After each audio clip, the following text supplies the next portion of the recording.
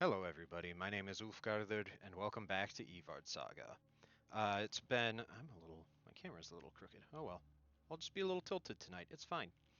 Um, I apologize we didn't end up having a session last week for a few reasons. People not feeling good, largely me. I had a mental health break last week, not because of like D&D or the stream, but mental health is the thing I try to be fairly transparent about, and it wasn't great, but I'm doing a lot better. So we're back at it.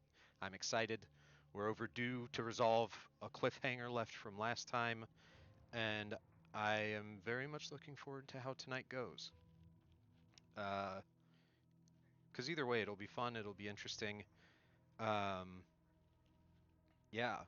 So, just as a quick series of announcements, I say quick series of announcements. I don't think I have any, but I always try and, check the list in my head. Um, but yeah, if you missed anything, as always, you can go to our YouTube channel and check out the VODs. I enjoy hearing if you guys have favorite parts or things that happened. Um, so even if you don't make a stream and you see one of the VODs and you have a response to something, feel free to put it in the Discord. I like knowing what you guys, the viewers, think and experience of this also. Um, So, yeah, if you feel so inclined, please do. I enjoy hearing your feedback just as much as I do any of the players about how stuff's been going. Um, I guess one of the things that I had meant to mention too, as not really an announcement, but I was considering maybe doing like some supplementary, probably not streams, but just like shorter YouTube videos, like Q&A, AMA stuff about like Evard being the DM, anything like that. Like one of the things that I expect probably could use a little more explanation for like you guys the viewers would be the concept of estuaries, because those have been mentioned quite a few times and especially recently, and that's not a D&D thing, that's a me thing that I made, and just like made up for the purpose of writing a book about D&D to explain how people level up and suddenly are able to use magic better. um, so I might do something like that, or any other sort of series about the world or my experiences working on any of this. So if anybody would be interested in that, please also feel free to say so in the Discord server or on the comments to any of the YouTube VODs, anything like that. Because I really enjoy doing this stuff, if you guys couldn't tell, and I want to be able to make sure you enjoy it and get what you want out of it as well. Um, but that said, I suppose we will do a quick recap, and I'll do it again with the players too. But last time the players were blocked by a door. Nemo has an ability to see things very differently that normally lets her see through walls, but she couldn't see into this room, which was weird. She also got the sense of other things in that room, particularly some spirit things that are not as common in my world as many other D&D settings. Uh, but they still went into the room. Cole managed to get the door open with a spell that opens pretty much any even magically locked door, window, lock, anything like that. But it was an unexpected result, because normally it goes off without a hitch, but he had to fight to get it open and had some experiences within his own mind that are not standard and that were deeply unsettling. But they got the door open, they went in and explored, and it's a trove of artifacts, magic items, lost history. So there's a lot going on in this room, including a golden sarcophagus. And one of their NPC friends, after hearing that spell go off, because that spell that opens the door emits a loud noise that echoed in this underground setting, so they came to make sure everybody was okay, and they saw this room. And one of them, well, they're both historians, but one of them was particularly curious about a book in the corner that is in a display case. And then it's next to this golden sarcophagus, like think Egypt and pharaohs and like all their splendor, that sort of setup.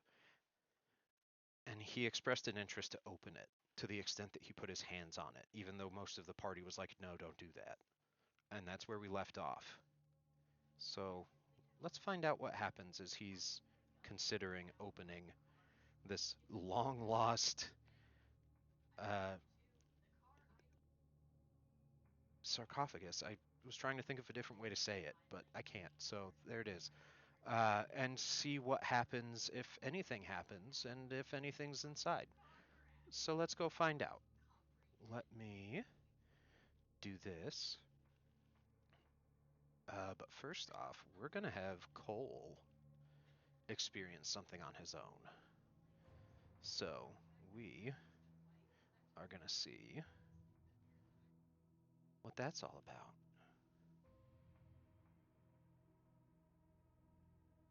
Hello, my friend.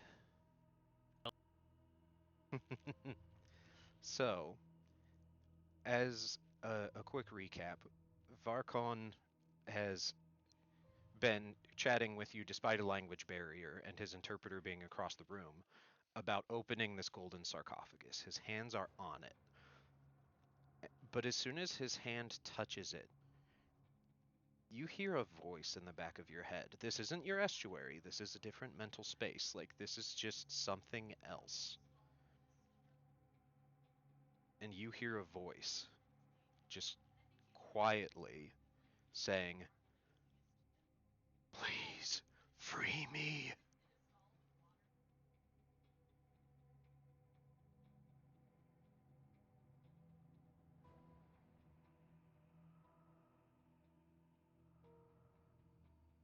Yes, yeah, definitely a thing for sure. Oh my gosh. Oh. Particularly my attempt at the voice is just to show like how faint it is. Like Yeah. it's not a strong presence in your head. It's not necessarily that it's like creepy, whispery, but it's weak. So very weak. And Uh, that happens like as soon as his hands hit the sarcophagus. Pretty much, yeah. Okay. Particularly shortly thereafter, after you take like the moment of like shock and like what, you hear it again, and it says even weaker than before, "Please, Uh, my words are in the book." oh! And that's all you get. Okay. Now we'll get the other two in. Okay. Hello, friends. Hello? Hello. Welcome back to the party. Yeah. Well, Yeah, it's good we've to be been back. talking about all the cool stuff, and it's all awesome. So, you guys have been watching as Varkon is talking with Cole and having Shoko interpret as she's staring at this statue across from the sarcophagus. And he asked Cole if he's curious at all about what's inside and expressed that he very much wants to know what's inside. And Nemo's exact words were, "Don't put ripples in the pond." And Shoko interpreted that somehow. She said something at least in response, and Varkon pauses as soon as his hands hit the golden sarcophagus. And he just pauses and looks at Nemo, and he goes, "Where is there a pond?"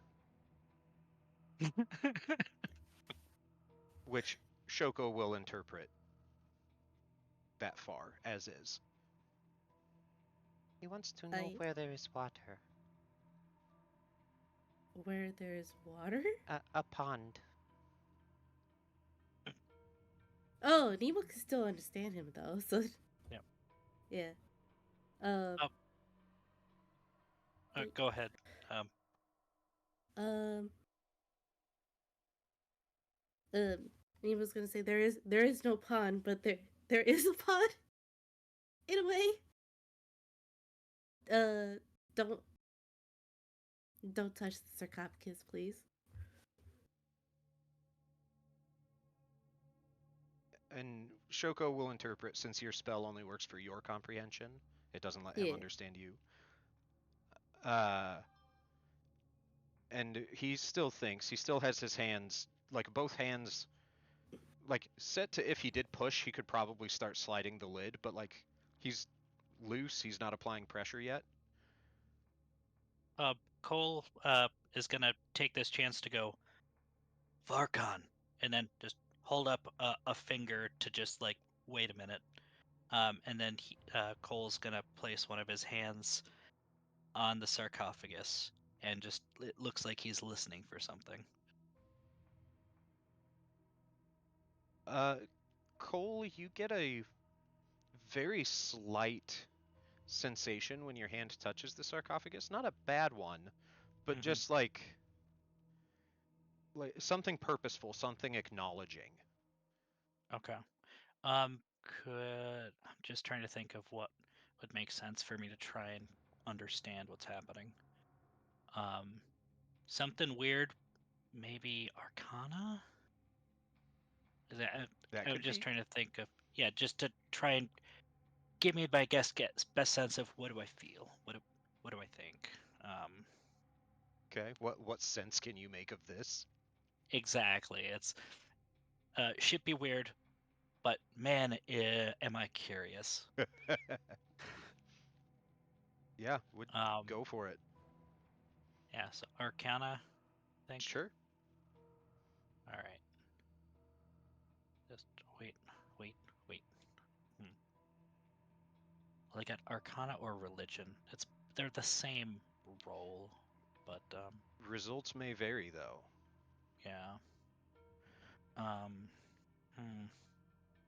The problem is this is eons old, so I don't know how much religion's going to carry over, because that is not Cole's area of expertise.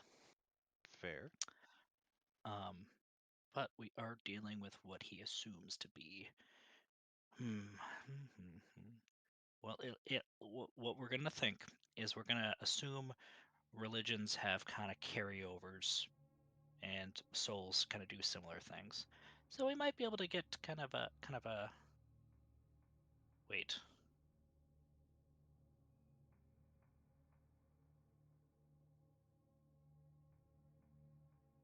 We're not going down that pathway. We'll do Arcana to see what kind of magical thing he thinks is happening. Okay. All right. Yeah, I just realized I was going somewhere that Cole probably wouldn't think, given how things work in Evard. Fair enough. I appreciate that. Yep. So yeah, we'll try and figure out. It seems like something is weird. So let's see if he can sense some magic, or try and figure out what's happening.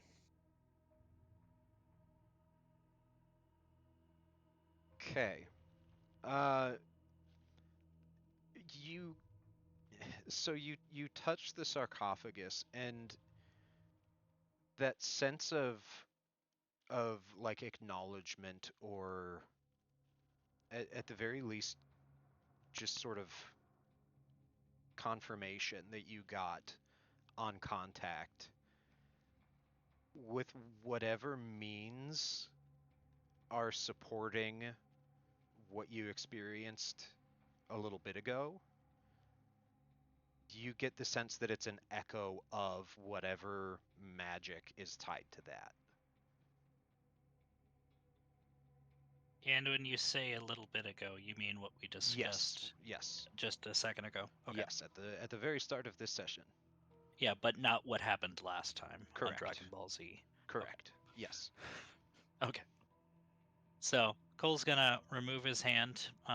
Just gonna do an inhale quick and look over at Nemo. I'm curious as well.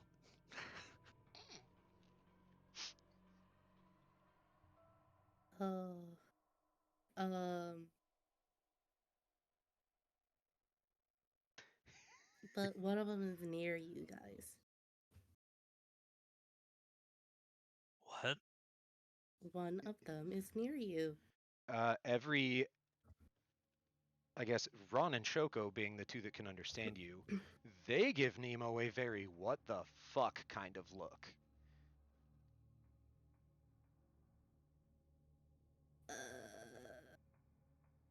To the extent. Cole's gonna glance around. I need you to elaborate very quickly.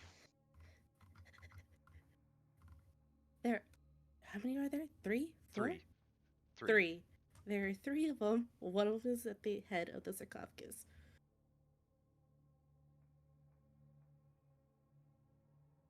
Shoko does the owl head turn to look at the head of the sarcophagus. Yeah, so is Cole. I just imagine all eyes drift that way.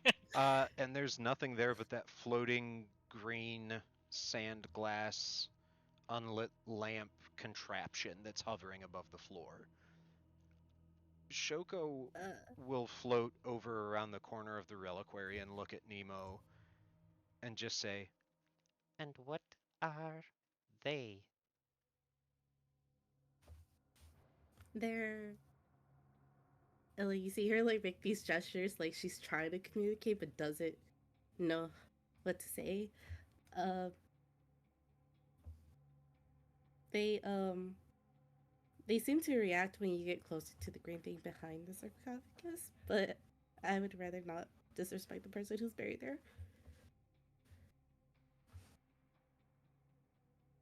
Buried or entombed? And Cole's gonna look back at the sarcophagus.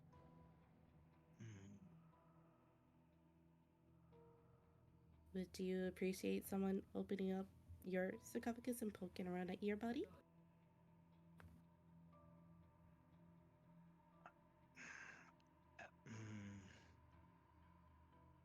I'm questioning on whether this is something different than it appears. Mm. There's a different feeling I have here than just a burial site.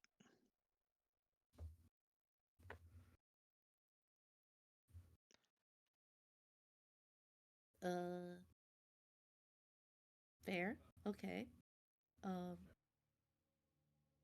Can you communicate with the... Cole's gonna kind of gesture his hands at the head of the sarcophagus. with the goobly goops over there. Things.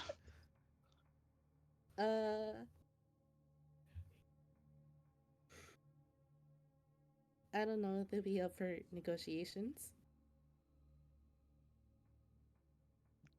Separate question. Mm. Are they defending, observing, what, or just present? Yes.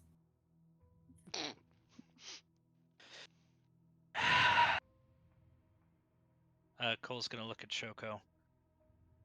Any ideas from the texts on what those could be? What the stories are? No, I cannot read this text. I do not know what they might be. None of the texts mentioned anything about them, from what I read. Hey, Nemo, should I have my weapon ready? Maybe there are, there. I get, they're guardians. Okay. Um. Oh, damn, no. Intrusive thought. Oh. So Cole's gonna take his staff and just kind of poke around in the air above the head of the sarcophagus. Are they reacting? They are not. I had to pick my mic. Uh,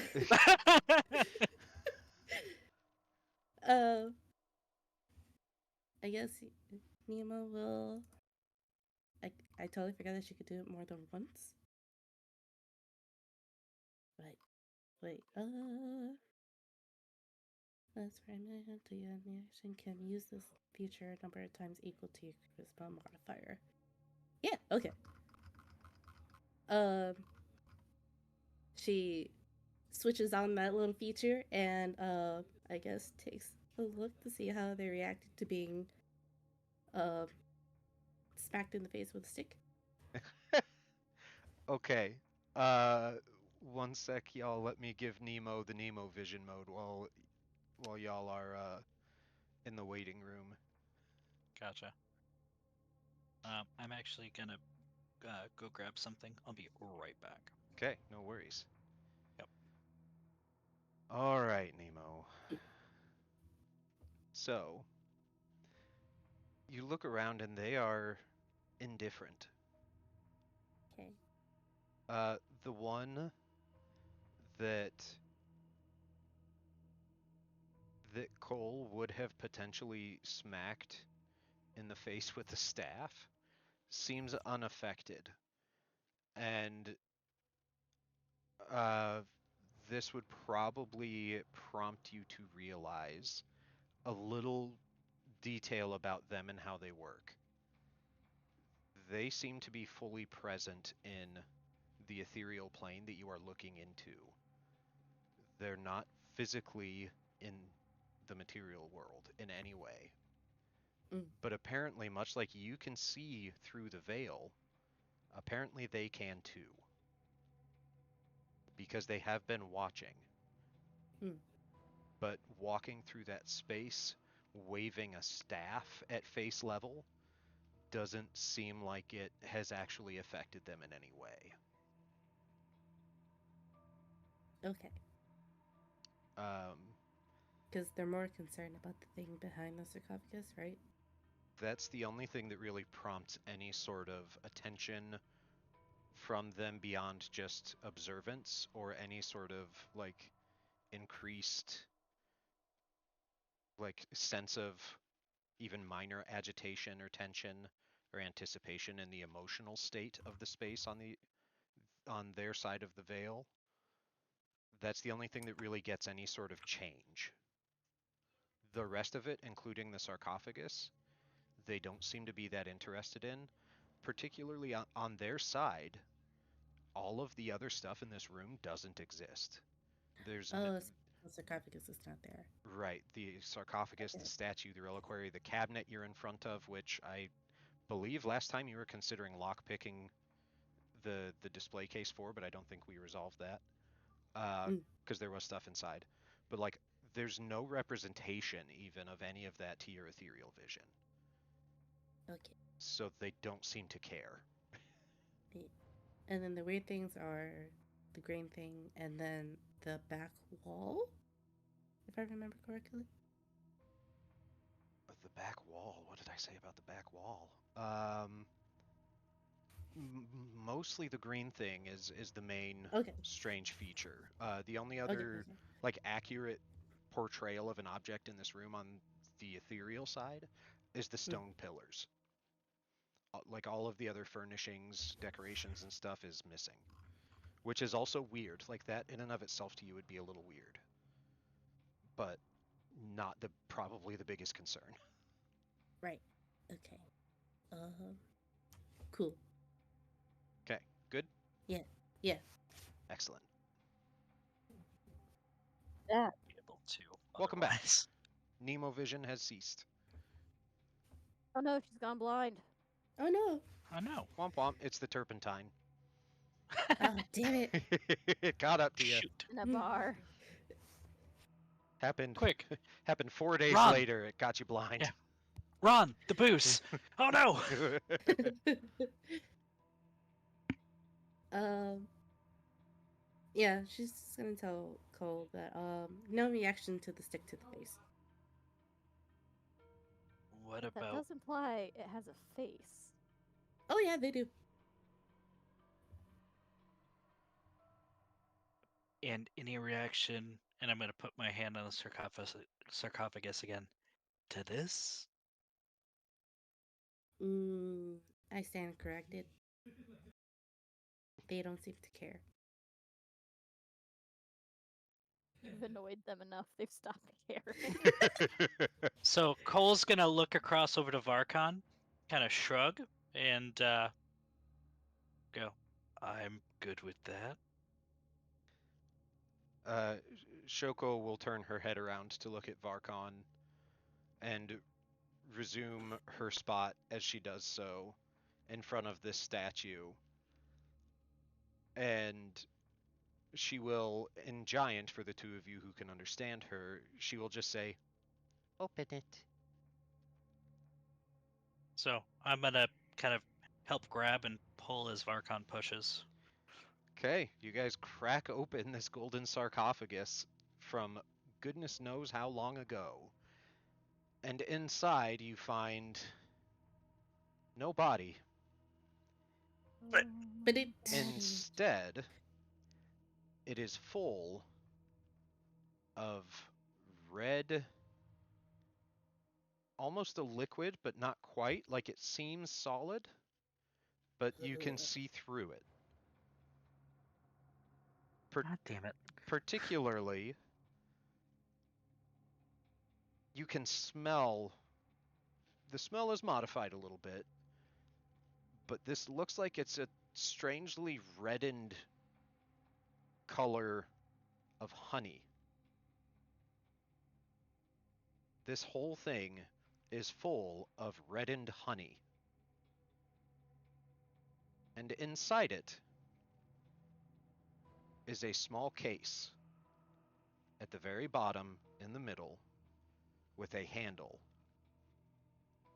and some sort of lock contraption, and it fits the exact description of the item you were sent to find. Yes.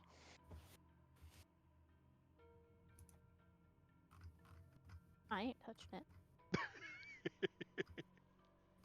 So after examining it, Cole's gonna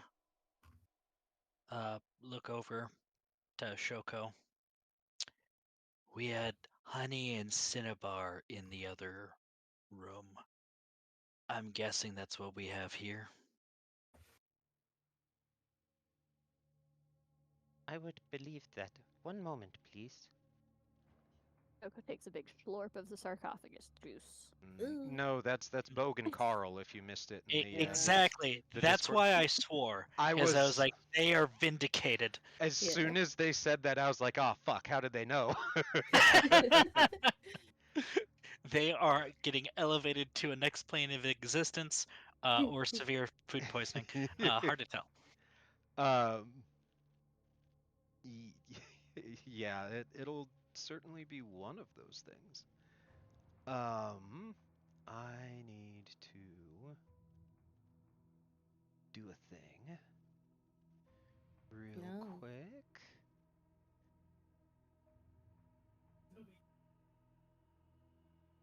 Have you considered my counteroffer of, uh-uh, I had not, but I might for next time. just checking. Hmm. Don't roll. What are you rolling? Shoko's verifying if that's honey and cinnabar. It wasn't a con save, so Shoko's probably not trying to resist the sarcophagus juice. Oh. Shoko's thinking. Yeah. Is anyone imagine, like- tempted to like take a slurp? Ooh. Hey, Just a Ron! little.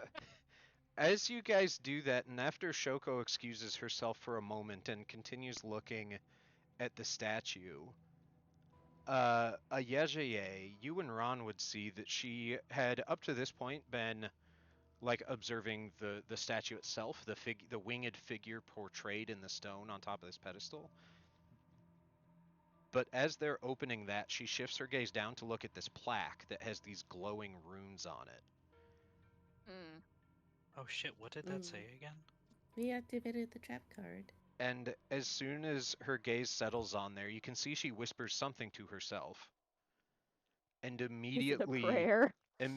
screeches and like flutters back in pain, clutching her head,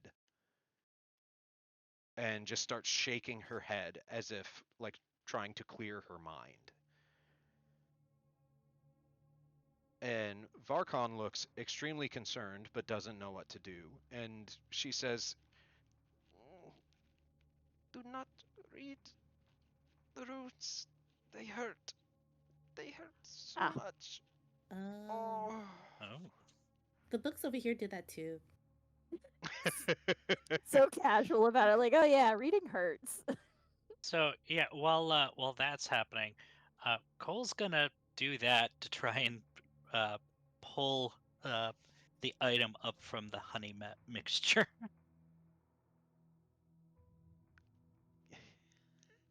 Nice. Okay. Yeah. Yeah, you can. It's a little slow because pulling that case out through the honey has a little more resistance than if it were just laying in an empty space. But you're able to. Uh, you are able to have that magical hand manifest and just reach harmlessly into that honey without disturbing the surface of anything in there and just start extracting that case. Yeah, it's almost like I built my spells to like have some thieving abilities to it. What? I No. What? Hey, No, No. yeah. speaking of those thieving abilities, Cole and just Cole, do me a favor and roll initiative. And get fucked. Hey, that's pretty good. Okay. Oh. You notice as soon as that handle comes out from the surface of the honey, Varcom tries to snatch that case, but you're able to beat him to it. And he just Oof. stares at you. And he goes, I wanted to see it first.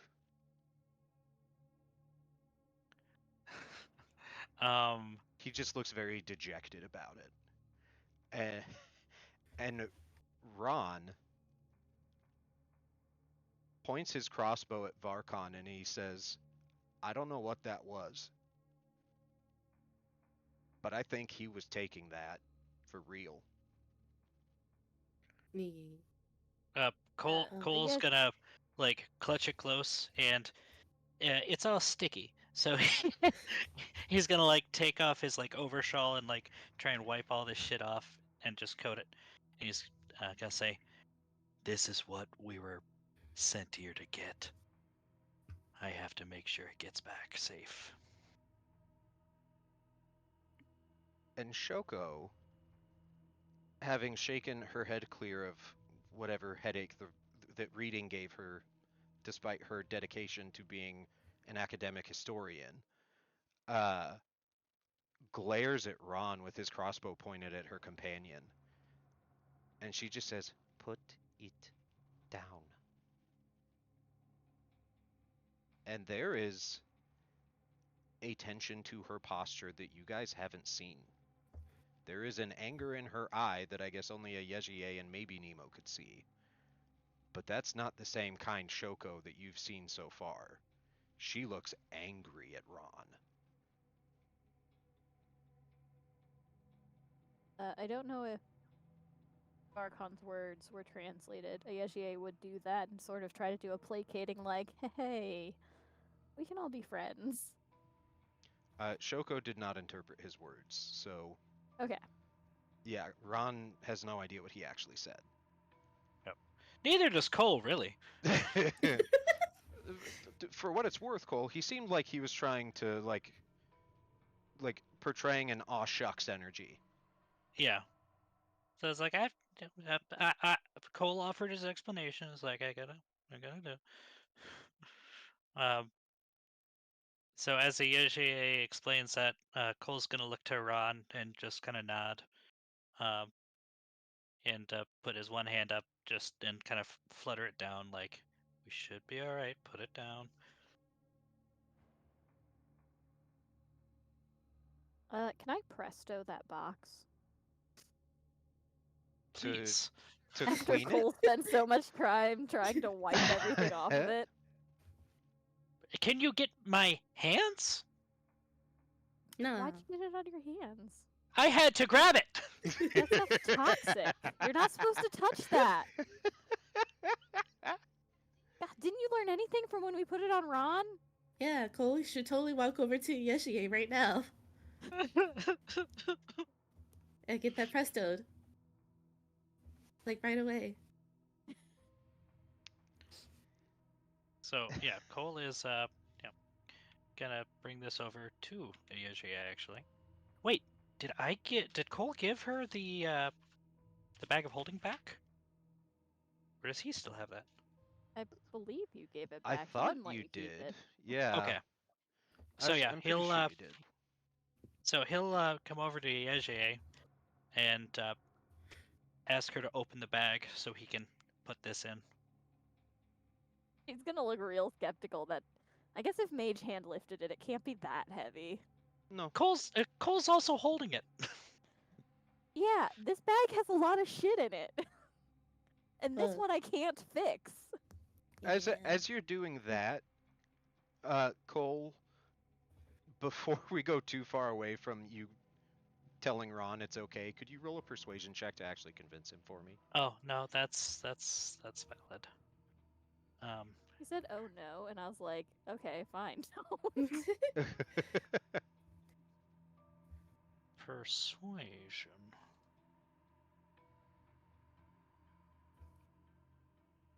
There's gonna be an important roll that I fucking whiff on. It's coming. I mean, that is the best way to play D&D. You either do bad on all rolls except the important ones, or the exact opposite of doing good on all rolls except for the important ones. Fair. Okay. As you're walking over then to hand to Yegier the case, Ron lowers his crossbow, but you notice he still has it like loaded. It's just pointed Yep. at the floor. And he gives you a look and shakes his head like he still thinks this is not right. As Cole is past Shoko, and hopefully only Ron and Aje can see his face, he's gonna do one of those subtle like nod and like chin like scrunches like, oh yeah. Do you know what I mean? Like And the gif of like, it. like, like we Um, should get going. yeah, almost like a Robert De Niro frown, Yeah. or I'm trying to think of how to describe it, but it's just kind Also, of it's like a bold of you to think that a Yejie can read any of your facial expressions with accuracy. this is going to Ron. You just happen to Okay. be in view. That's okay. As you're making this facial expression, you see that D20 I just rolled? Yeah, I do. Uh, Who's getting stabbed? Shoko Oh no. lunges forward feet first, since she's been hovering this whole time, and snatches the case out of your hand. That was a sleight of hand to just yank it. Maybe I don't presto it then, huh? And she holds it and says, "Thank you very much. This has been a long journey. Your help has been very much appreciated. I think we should part ways. You are enjoyable enough, and I would not like to have to kill you." For some reason, I do think Shoko could kill me. Uh, Uh, yeah, that's not even a firebolt. Okay, at that He's point, upgraded. I think it's safe to say Damn it. everybody roll initiative. Yes. Click on your character before rolling. Yes, Oh. please. Yes. Do I get? If I No, can that's my other find- character. I'm getting my characters God confused. damn it! Yes.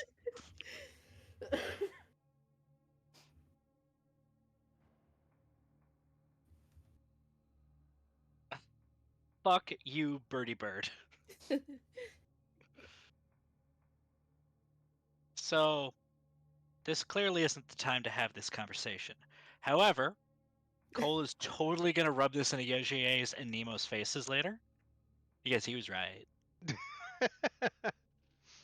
Well, if he was right, maybe he should have been holding that a little tighter, huh? Not turn his back on people. Yeah.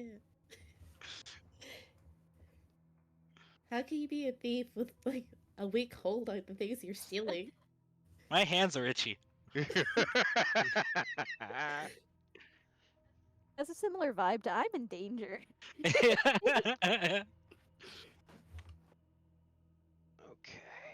we'll get this sorted. Iegie's there, so that Iegie can go away.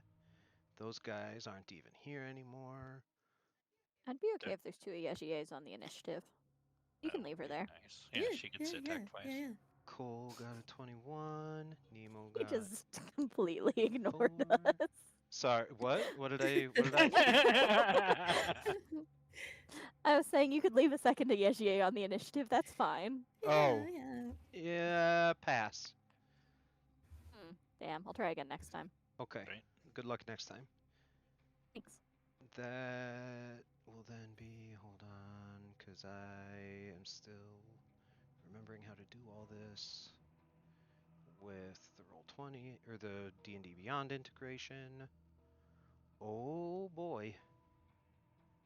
Oh, here we go. Hey Wait, Cole, what is your dexterity score? Not your modifier, your score. My dexterity score is 16. Okay, Shoko is faster than you, so she beats you with a tie. And then that's that. Okay, so it will. Aren't we missing someone on the tracker? Nope. Ron. Or Varkon? Varkon? We're missing 2 people. No, Ron's on there for me. He might not show up for you. His character sheet may not be in your journal on Roll20, okay. which means I think that's what that means. But he's on there for me, and Ron is going first. Okay. I only see no. Shoko and the 3 of us. Okay. Yes. Here, let me see if I can fix that real quick. So is my attack delayed until my turn? No. We'll go ahead and let that fly. Awesome. As the start of everything, as shit is escalating. Okay. I don't know if that'll let you see Ron's result now, but in the future it should. Okay. But Okay. Varkon is accounted for Okay. for mechanical That's reasons. suspicious. Yeah. He's a familiar. He goes on Shoko's turn. Oh no. You're not too far off, Pez. What the fuck? Oh, is he a retainer? He's a retainer. Oh. You guys haven't gotten to encounter this quite yet because Ron is a full PC, but at some point, if you get the opportunity to have an NPC companion, specifically a retainer, that is an unofficial but largely used rule set that I have used since I learned about it years ago, to have an NPC companion that helps the combat flow a little better. So they're not intended to be as powerful as a hero, but in some ways, potentially at certain levels, they can hold their own. But they do go based on their leader's turn. But so, yeah, Cole, go ahead and It's a dex save. it's a dex save. That's right. Okay. So Shoko gets a dex save. And you get a dex save. Except I can't click on the button properly, apparently. I'm trying to think, because this is a 15-foot cone, and I'm trying to think if Cole would include Varkon in it or not. If you're trying to hit Shoko, since she's right there in front of you, I'm not sure if it would meaningfully include him or not. Okay. Because, I guess, yeah, if you did that. If I shot between them, I guess. But... Yeah, you could. Yeah, you could get them both. Okay. And then, so Shoko is going to pass that save. Yeah. Varkon is not. Sorry, buddy. happens. Had to do it to him.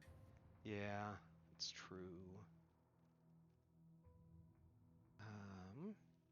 Shoot, sorry. Give me 1 second. I have to look a thing up to make sure I remember something about this dude and his mechanics correctly. Yeah, but the fire. yeah, and I'm sure you're aware. But yeah, it specifically calls out the fire ignites any flammable objects in the area that weren't being worn or carried. Yeah. Um, Yeah. Which, coincidentally, when we think about our contract, You right. You I'm right. okay with.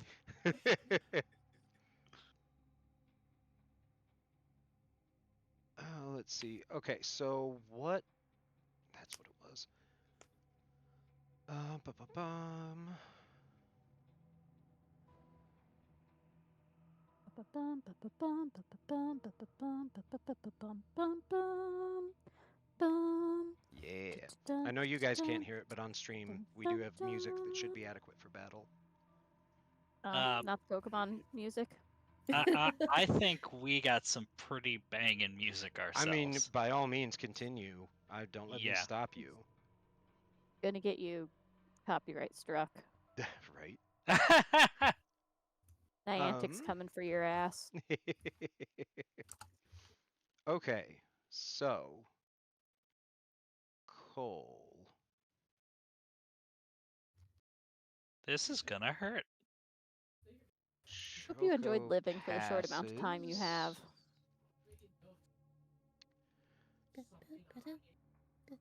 passes. Well, because... Oh my god, I can't. I'm a mess. Don't mind me. Because Burning Hands is half damage on a successful save. Yes, it is. Yes, it is. And then Varkon. And you count as feathers singeing as reduced flight, correct? Not quite I'm gonna so Google if far. owls are fire resistant. Fair. It's definitely going to make it harder for her, but so far she can still stay airborne. Yeah. For the time being. It is worth the shot. It is. Also, you can say it's like she's fanning the flames herself. Nice, nice, nice. Excellent.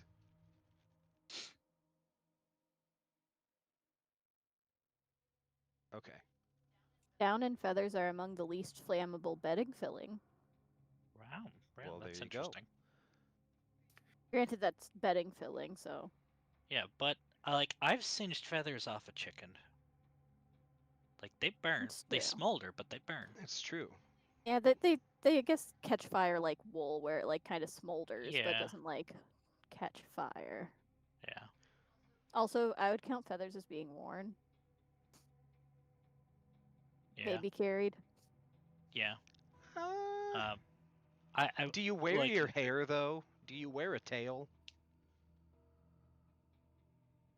well, No, but I technically, carry them. Okay. I Sorry, go ahead. now I would like to point out that owls have some of the fluffiest feathers, so that they do fly silently. It's so true. that increases their surface area with that feathering. Why so do I keep therefore- inviting fucking intelligent people to play in my games? So therefore, idiots. they'd have a greater chance of singeing Why don't I play with idiot nerds? because But we they- make better me. role playing. It's true. It's me. I'm the designated idiot in the group.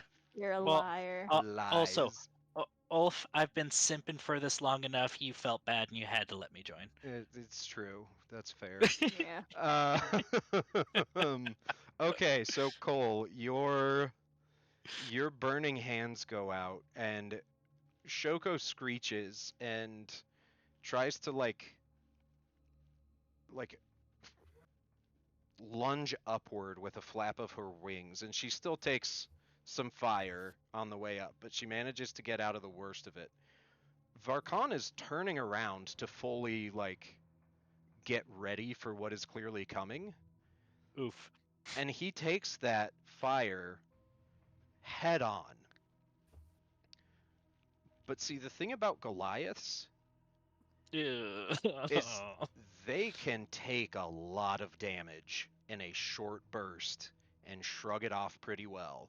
He still he still gets hurt, but even though he failed the save, it is not nearly as much as you would want him to be hurt. So he blinks a couple times. Cool. Kinda, yeah. He This pats his armor a little bit to put a couple of things out, but yeah. this is gonna hurt. Yeah.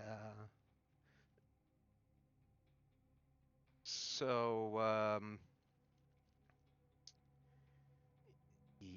yeah. So,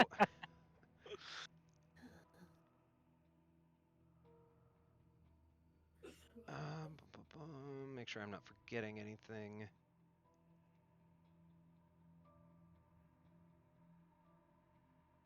Okay, nope. Yeah, so Shoko, as she has elevated with that flap of her wings to get above the fire, she immediately just plummets back down towards you, Cole. And as she does, you see in her hands, each hand appears, or each hand, by the time she reaches you, has something in it where there was nothing before. And it shimmers into existence, and the very loose appearance and vaguely transparent nature of a knife in each hand. And she comes in swinging.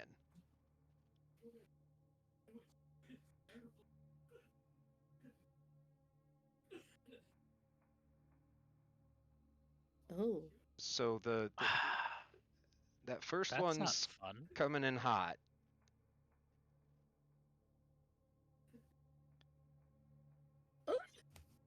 For a good old fashioned that's not accurate. That's no, it showed up differently on my screen because it applied things it shouldn't have. 8. The damage on that, you take 8 psychic damage as she slices through your shoulder with a knife that doesn't exist, and it doesn't actually mar your body, but the pain of it is just as damaging as rent flesh would be. You are a kind and benevolent god. Yeah. Given that that total damage is more than my max HP. Well, she also didn't have sneak attack on that attack, Thank goodness. Yep. but she has a second knife. Oh boy! How's a 16 do you? It doesn't hit through my shield. Oh yeah, I forgot you had that. Mm-hmm. Okay, yeah. Then the second Reapplies the sneak attack. no, as she comes through and hits you with that first slice, and you realize just how confusing her onslaught is, that second one comes in and is aimed straight for your sternum.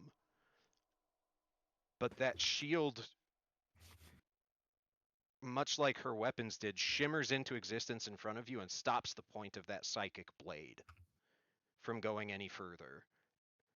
And she pulls it back and lets out an ear-splitting screech of frustration. Dude, same. That was her free action to scream at Cole. Yes. Yeah. Everybody gets a free action to criticize or ridicule Cole in some way. That was hers. I gotta check in something quick. I'll be right back. Okay. And then that will probably be it for her.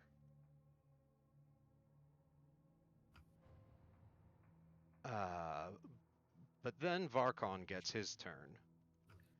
No. Doesn't have to. It's okay. He Yeah. does though. He does though. We've created a friendship, a bond. uh, I am returned. welcome Welcome back. back. And so Varkon's first move is as he equips for battle, he pulls out both a spear and a javelin, and he hucks that javelin. Particularly, he looks straight at Ron.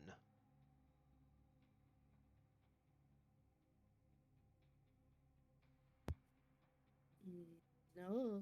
And that's a hit for Ron. And then he follows up with the spear. So he is pressing in on your ranger companion pretty hard.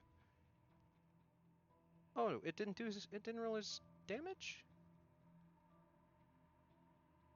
I'm confused. No, it didn't roll his damage. 1 point each. And this is where we'd utilize our face tank. If we had one! Why aren't you the base tank? Yeah. What do you think I'm serving as right now? Well, I'm guessing I get the lowest AC of the party. I might not. I don't It's know. not my fault you're standing right in the middle. Oh, goodness. Also, at least it wasn't Nemo that did damage to you this time. Yeah. This is true. Yeah. However, I still had 3 damage to my person. I tried, man. Yeah, I know. You can only heal so much when you don't want to heal someone. So, Varkon yeets that javelin and absolutely sinks it into Ron's side. Like, not even avoiding armor, it just goes straight through. And before Ron's even done like flinching and recoiling, Varkon's on him with the spear and slices him across the leg, like right across the upper thigh. And Ron is not particularly pleased by this. Oh, wait, shit. Ron was supposed to go first. My turn order was goofed. My bad, everybody. That will resolve as described, but I'll go ahead and do Ron before we move on then, because that's all they're doing for now. But Ron doesn't have a thing, I'm pretty sure. Nope.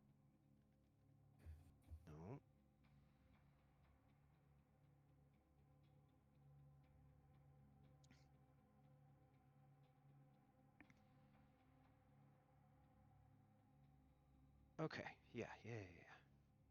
Cool. Yeah, Ron is just going to drop his crossbow. Never mind that it fires off and just like sends a dart into the stone wall at like 6 inches off the ground on the other side of the room. That's fine. But yeah, he pulls a mace off of his belt and attempts to respond. Imagining Ron pepper spraying people is very funny. We can only hope it's bear mace with Varkon size.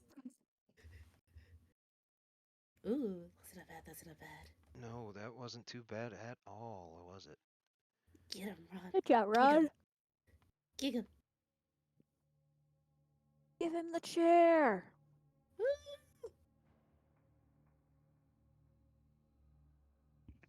Kick his ass, Seabass. Okay,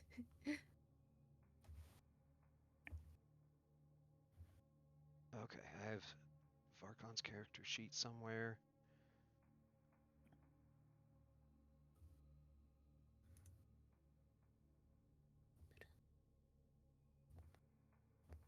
Okay, so Ron manages to get that mace off of his belt and just whips around and thunks Varkon in the ribs. And the Goliath grunts. But Attaboy. doesn't look super duper upset about it. But that's okay, because Ron's going to try again. Egads, man. Ron, you putting the team on your back, you are earning that fucking bonus. Yeah, I mean, he's most certainly doing what you hired him to do. Okay, that one's a little better. That first one was apparently a distracting shot. You know, a nice little love tap. That second one, he winds back up and whaps Varkon across the face. Ooh. Which, as we've seen, half of Varkon's face is like permanently disfigured. He has taken shots to the head and face before. That's Did Ron even it out? he certainly did his damnedest. I can't type. That's not how that works at all. There it is. Okay, cool. We got it. Cool. And Nemo, you're pretty much the only one who can understand the things Ron is screaming right now as he's hitting Varkon in the face. I will not repeat it on stream, but know that it's bad and it's in an ancient language. From a time when vulgarity and cursing your enemy was a very different and far more primal thing. And then it's Cole's turn.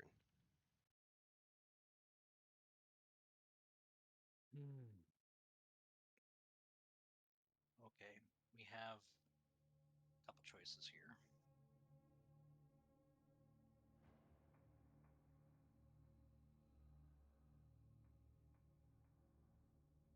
Ah, damn it. Was one of the choices doing a lot of damage? Yeah. I'm just I trying believe to... in you. That You're the might be a good muscle. choice. You're the muscle of the group. Well, it's just a lot of my my spells are making dex saves. I don't know. Shoko's notoriously bad at dex. And there's always a 5% chance to roll a critical fail. Well, and I don't know what Shoko's base dex bonus is. Net matters. She fast. Yeah. He's faster than you. Like, the speed with which she attacked you was frighteningly fast. Okay, Okay, this is where dice. This roll matters. I need you to listen to me. Couldn't have Bet. told them that. I need you to part of the dice, please.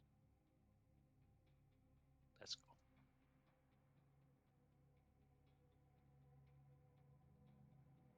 What? Oh! I thought that was a fuck. Like the damage, fine, but I thought that was an attack. I read the wrong one, but no, I'll see what happens.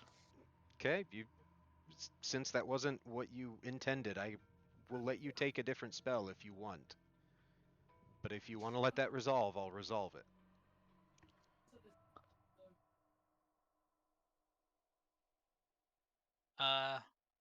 That's a good amount of damage to let her run. Okay. It's a 30-foot line, I believe. It's only like 5 feet wide, so you can only target one of them. Yep, and that's Shoko. Okay. Alrighty. As you unleash this enormous just ray of fire at this small-sized owlin, who is very fast and very nimble. Jesus! There's always a 5% chance that you roll a crit success, too. You right. You right. Still half damage. Half damage is not bad. Yeah. Bull's starting to think maybe owls are a little more fireproof than he originally thought. Bullshit. But it still takes half. Yeah, that she does, and she is mechanically bloodied, though at this point it is probably more scalded. Because Yes. He's Nice. mechanically not great. Yeah, yeah. See, that was enough damage. I was willing to take a hit. fair enough. Fair enough. Anything else on your turn, Cole?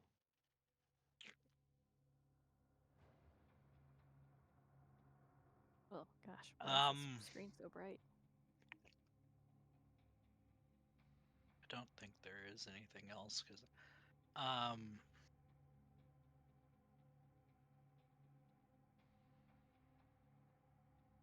unless I step away from Varkon, but I don't know if there's a way I can do that. I mean, you can. You would just provoke an attack of opportunity that he may or may not land. Alright, so yeah. Unless you, for some reason, are able to use a bonus action to disengage, in which case he cannot do that.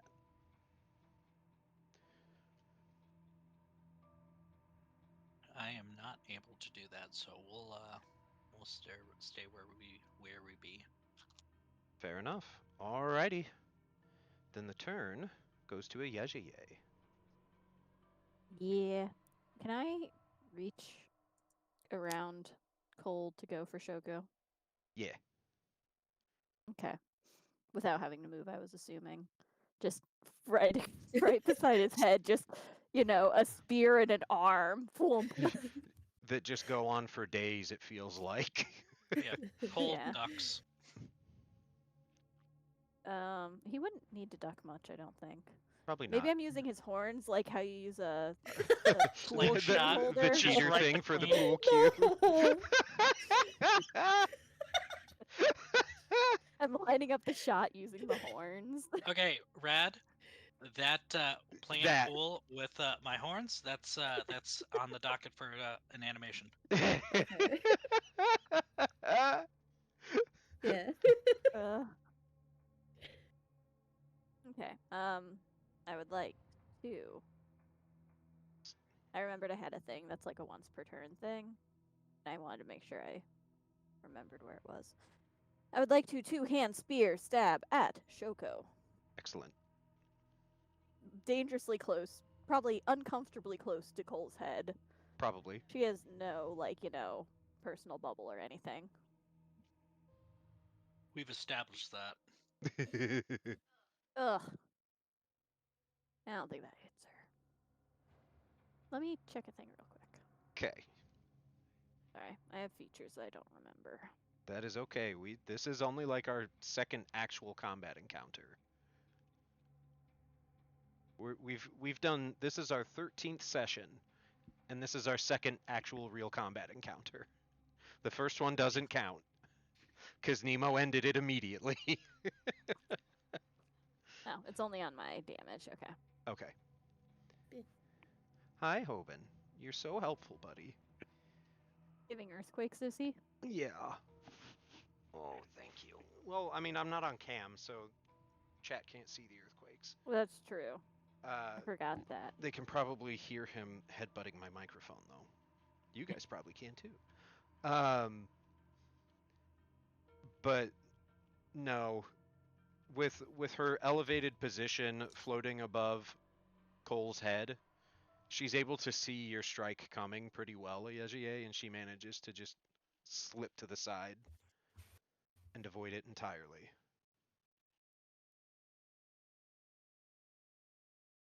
Yeah, I don't really have much else I can do. 'Kay. So I'm just gonna hang out here. I don't could know. crack a experimental egg on Cole's head, which would be very funny, but I would have to use an action for that. So Fair. Well, I love that term, experimental egg. If it's science, I swear. All right, Nemo. Yes. Might be the first time Nemo's actually looking forward to combat. So she's gonna run over here. And she has a clear sight, or line of sight for Varkon, right? From here? Yes, yeah. I mean, there's people in the way, but like you can still see him just fine. Alrighty. I get the sense I should pull up his sheet in anticipation. Yes. Oh yeah, maybe you should be over here with the dual screen. Eh. Well, I'll Um, figure that out another time. Yeah. I'll just wall mount a second monitor next to you. Perfect. There we go. I would like to ask if I don't know if I should describe it first or see if it works first. That is up to you. Do I need to make a save or a response, or is this something that's an attack roll, or you inflicting it upon him? It's a save throw he's gonna have to make. Okay. Um, I guess, Describe first and see if yeah, it lands. yeah. Okay. I mean, either way, we'll be able to see or determine something probably, but we'll we'll see how it manifests. What Okay. is the save? Wisdom. Wisdom. Okay. I swear to Um. goodness, if Varkon is as wise as Shoko is quick. Ooh. Okay. So, Go ham, Nemo. Nemo. Yeah. So Nemo rounds the corner, and as soon as Varkon's in her sight, she takes her hands and kind of like intertwines the fingers. In her vision, they're over his head, and she begins chanting, "Varkon Fart, Farseer, you are in my sight. Your will is by my design. This iron crown you will bear, that owlin skin you would tear." And Ooh. Ooh. she casts Crown of Madness on him. Oh shit! Ah! Oh fuck! Okay. Okay.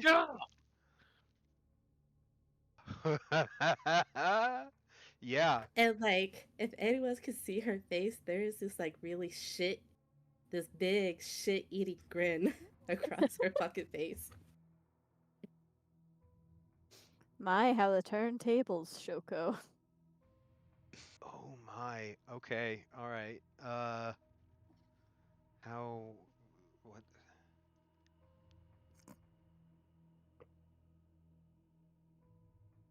Okay. He gets the grasping hand symbol because Nemo fucking grabbed him. Yeah. You guys see that twisted crown just fade into existence around his head. His eyes begin to glow in like a dark gray but still like light emitting hue. And you notice his attention immediately turns on Shoko. Fuck her up.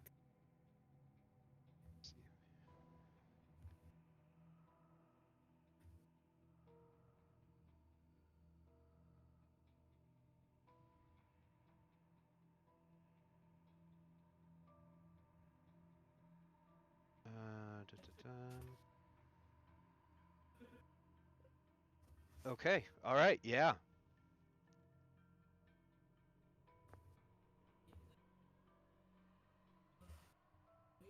Oh, oh, that's interesting. I didn't remember that about this spell.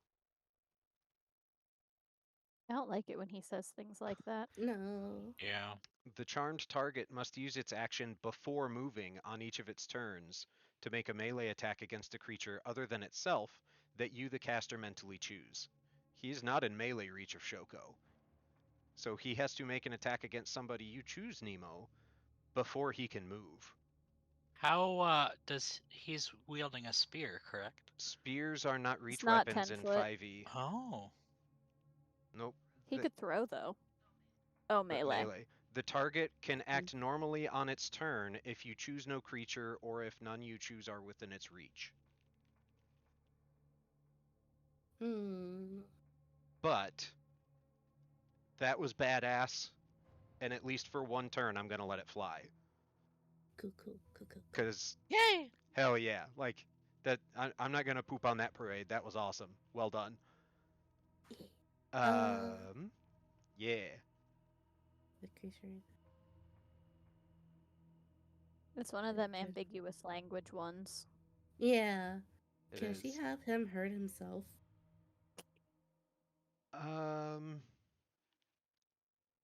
No. No. Okay. I thought No, so. you can command it to make a melee attack against the creature other than itself that you choose. Oh, yeah. Okay.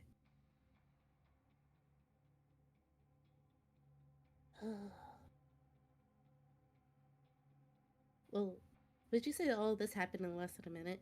Oh, yes. Yeah, this has all been 6 seconds. Um, there isn't one of the friends near him, is there? No. Damn it. Okay. There is Then. one. In order to get where you are, you actually would have had to say "excuse me" a few times. Excuse me, sir. Pretty Excuse me, much, pardon, yeah. sorry. Oh, just gonna scooch on by you here. Yeah, sorry. Sorry about all this.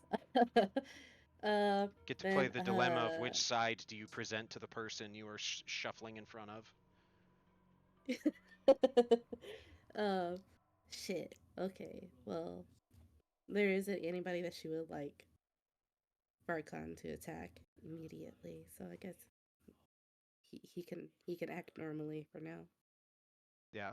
And it does happen on his turn, so there Yeah. wouldn't be anything right now anyway, but given as a fan of what you did, I'll let him move closer to Shoko next turn and attempt to engage melee there, but then after that if she moves out of his range it'll apply as normal. Okay. But if she moves out of his range, in theory, he should have an opportunity attack if she's still his target. Mhm. So yeah, anything else on your Yeah. turn, Nemo? Uh. God, Yeah. that was cool. That was fucking cool. Yeah. Healing word. Cole. Aww. Like you're fine. You're okay. No. The humor of Nemo being one of the few to do damage to Cole and also healing him the least she can, technically keeping him alive.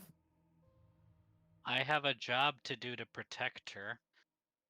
All I'm right. sorry. That is 1d4 plus your spellcasting modifier, Nemo, God damn it. for however Well, many points Cole gains back. I mean, she did roll. yeah. Oh, I Yeah. see that now. It was behind Yeah. my semi-transparent chat window, so I didn't register that's what it was. Wait, That I get a doesn't have spellcasting your modifier? spellcasting modifier to it, yeah. Yeah. Oh. Yep. Oh, I've been doing it wrong this whole time. Uh, +3? Yeah. Hell yeah. 4 I HP will for take Cole. that. Woo! Yes, Wahoo! that is half the amount of damage I just took, so I appreciate that. And that'll be my turn. Okay.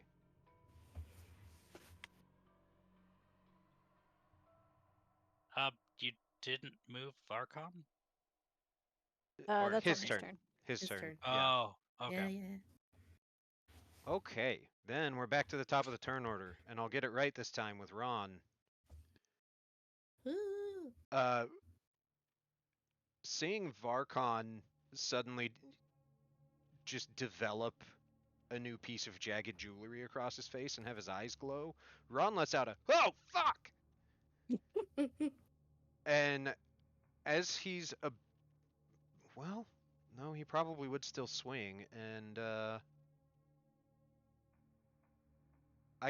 Crown of Madness isn't affected by getting hit by an ally of the Nope. caster, so yeah, no, he's just gonna keep fucking swinging.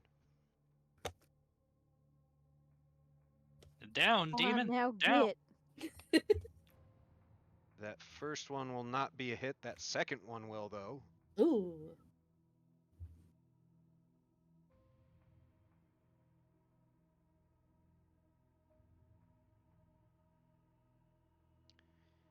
And then that requires a thing from Varkon.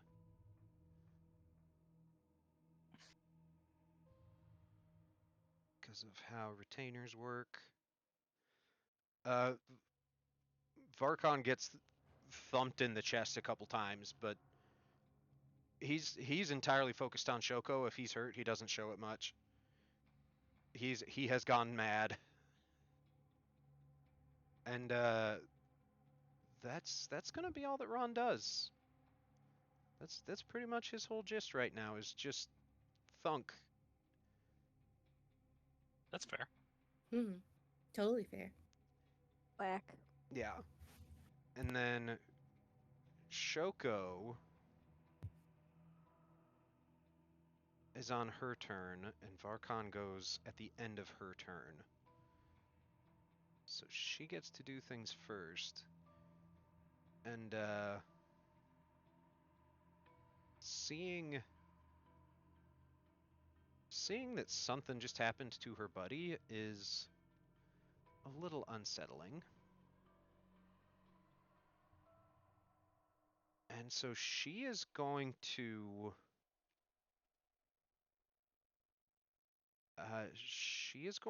disengage and book it. Oh, don't you fucking dare. So she is going to disengage as a bonus action, and she is going to dash as an action.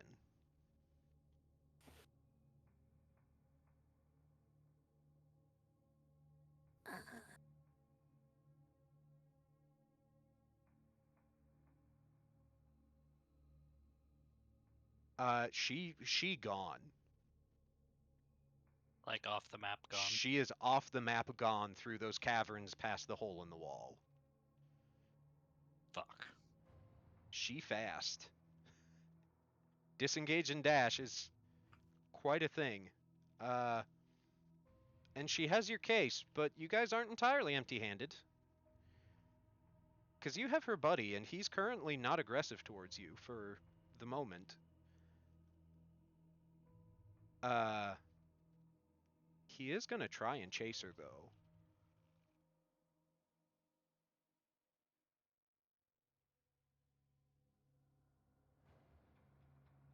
But all he can do is get technically outside the wall. It's a tight squeeze in there, so it restricts his movement speed. And then he gets to make a save to see if he can bust free of the Crown of Thorns.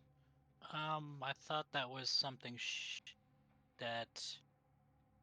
No, she has to maintain control of. On subsequent turns, you must use your action to maintain control over the target or the spell ends. Also, the target can make a wisdom save at the end of each of its turns. Oh, I didn't see that second part. Yep. Okay. It is both.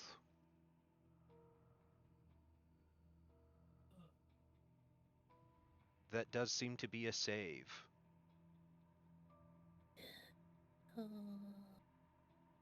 But he is. It happens at the end of his turn, so he's already used all his movement. So you guys can. You guys still have him in interacting range. And then it goes to Cole's turn.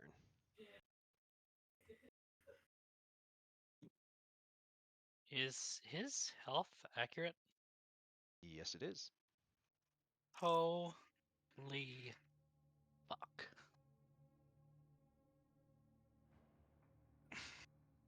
The way retainer health works, you guys will appreciate it when you have a retainer of your own. Mm-hmm. But yeah, Cole's move. He's wedged into a tiny little space between two huge rocks.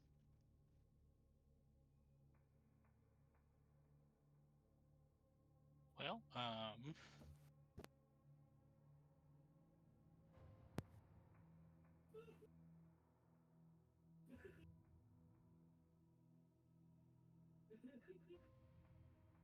yeah, so we're gonna cast that.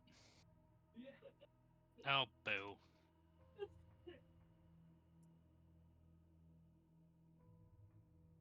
He gets to make a dex save. Wedged between rocks. Ooh, yeah, about those rocks. Oh no. Oh no. Oh yeah. Oh boy. Yeah. That's a first level spell slot? That was a second. That's a second? Okay, cool.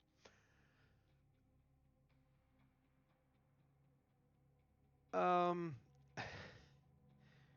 yeah. So as that crown dissipates from his head, as he's still trying to like squeeze through here,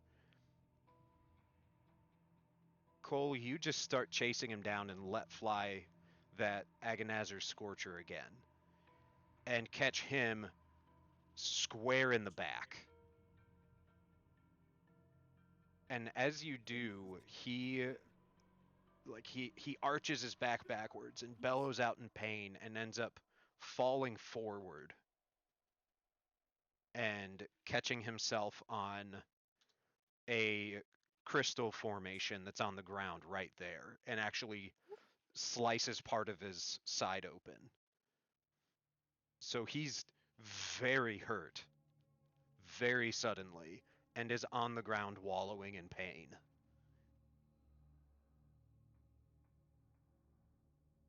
So not only is he bloodied now, he's also prone. Anything else on your turn, Um, Mr. Fireball Thrower Man? exactly. It's Cole feels like he deserves a medal. He just fucked him up, even though it was the equivalent of him stepping on a bottle as a firework went off over his ear. I meant bottle rocket. But no, we'll take what we can get. Unfortunately, that's all I can do this turn. Fair enough. All right, Ayejaye. I guess she doesn't really want to kill anyone. Especially because, like, even though they double crossed us, Varkon's pretty cool. Just because he do bad thing does not mean he is a bad guy. Thanks, Zangief. So she's actually gonna pull the obscene amounts of rope out of her bag. Oh, we get back to the rope. Kinky. And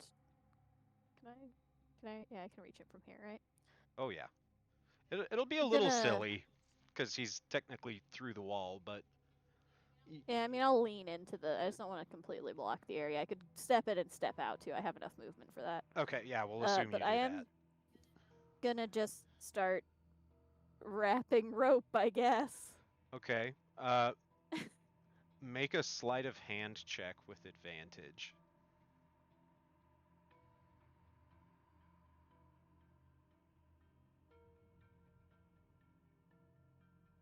I think that's. Have I like only rolled 12 so far? I've rolled twice. Oh no, I rolled an 11 last time. Oh, didn't mean to click that twice. But even with disadvantage, he manages to fight you off and resist, but not by like a ton. That's fair. I'll still stay here struggling though. Okay. That's fair. Then Nemo. Uh, she's gonna come over and um, can she keep a lookout for like the skies, the quote unquote skies? Sure, just trying to spot if Shoko's coming in hot. Yeah. Yeah. And can she say something and hold an action? If you're trying to keep a lookout, like specifically, I would say that would probably be your action to make a perception check and apply that result. If you want that to be like what you're doing, but you can like if you see something, you can alert as like the response to the trigger of I see Shoko coming. Yeah. In that case, then I'm just gonna choose the hold action, Okay. and cause she just like tell the gang like, hey, get her back by any means necessary. You can't fit through that gap. Yeah, there is a Goliath in the way. No, I mean, use him to get her back. You're getting a dissatisfied face from a Yejier. That's fine. There's a little butterfly that appears in the corner saying Yejier does not like this decision. Yeah. Yejier will remember this. Little text in the upper left corner of Nemo's screen. Yeji disliked that. Oh no. That's nice. Minus 5 points. But yeah, Nemo, if that's what you want to do, go ahead and roll your perception check, and we'll apply that to your lookout for the next round. Okay. Oh.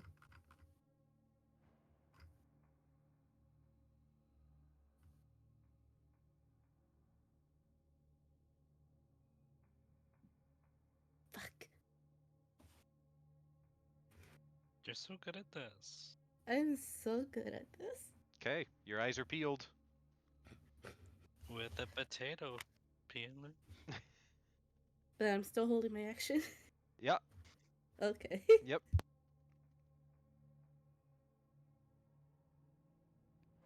That'll be my turn. Okay. In that case, it'll go back to Ron.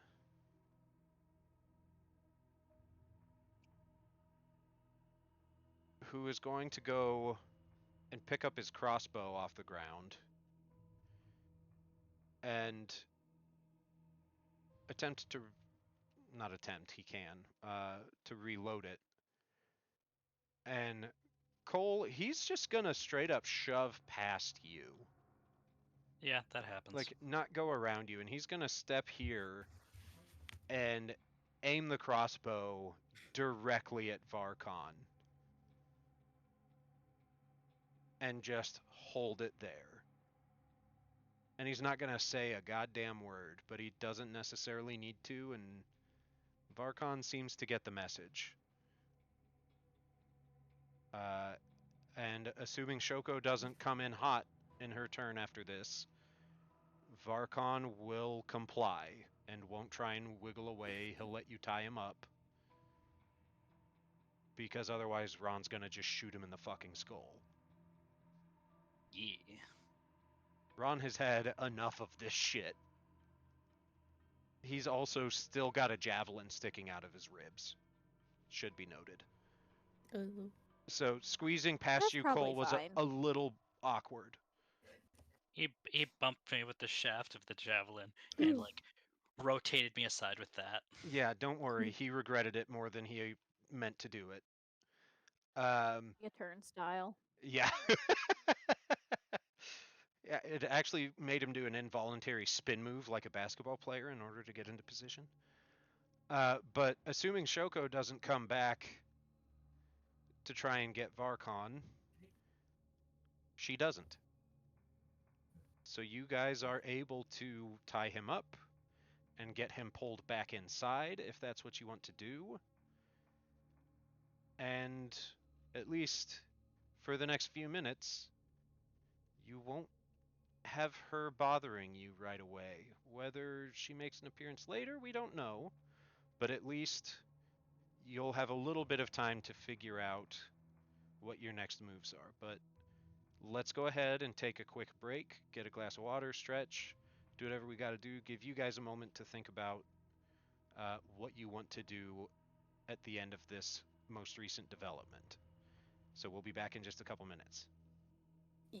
Yeah. Yeah. Wahoo! I was wondering.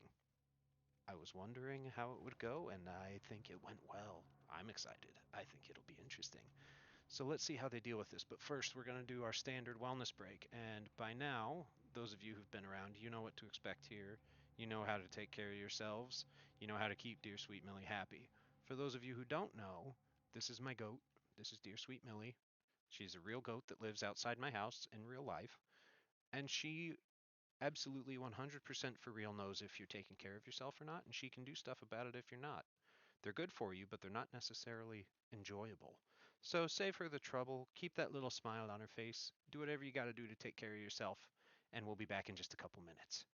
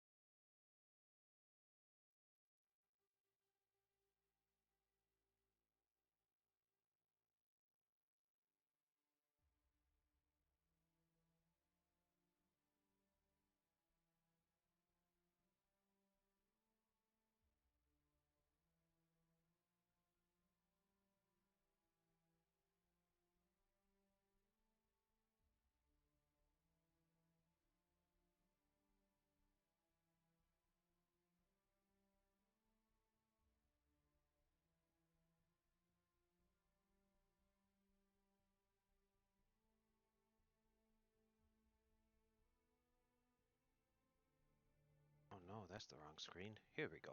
Okay. We're back. Welcome back. Whew, I'm excited. Have I said that enough? I did not expect the resolution of this encounter to be the party ending with a hostage. So I'm real curious to see what they do with that advantage, uh, and how they put this to work for them as best they can. So I am particularly intrigued. Let's not waste any time, and we'll just get right back to it.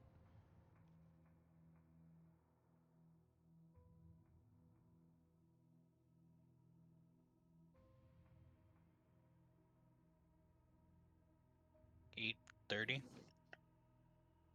Hello, So friends. I was faffing about, and I kind of looked at the time, and then I glanced up at Discord, and I saw the Rad that you were already on, and I was like, oh fuck. So it's like, well, guess I don't get to go cook what I planned. Oh no, sorry. No, that's fine. I can do that tomorrow. Fair enough. You got to partially cook an owl, though. Yeah, but I like them. I like them well done. Oh. Are you gonna say al dente? I So you nearly could have did. made the joke owl dente. Ah! Oh! I'm a fucking idiot. Oh! Those are noodles. We were on the verge of greatness. I was there. I was waiting for you guys. You Tony didn't show Stark up. built this pun in a fucking cave with a box of screw-ups. Okay, all right. Well,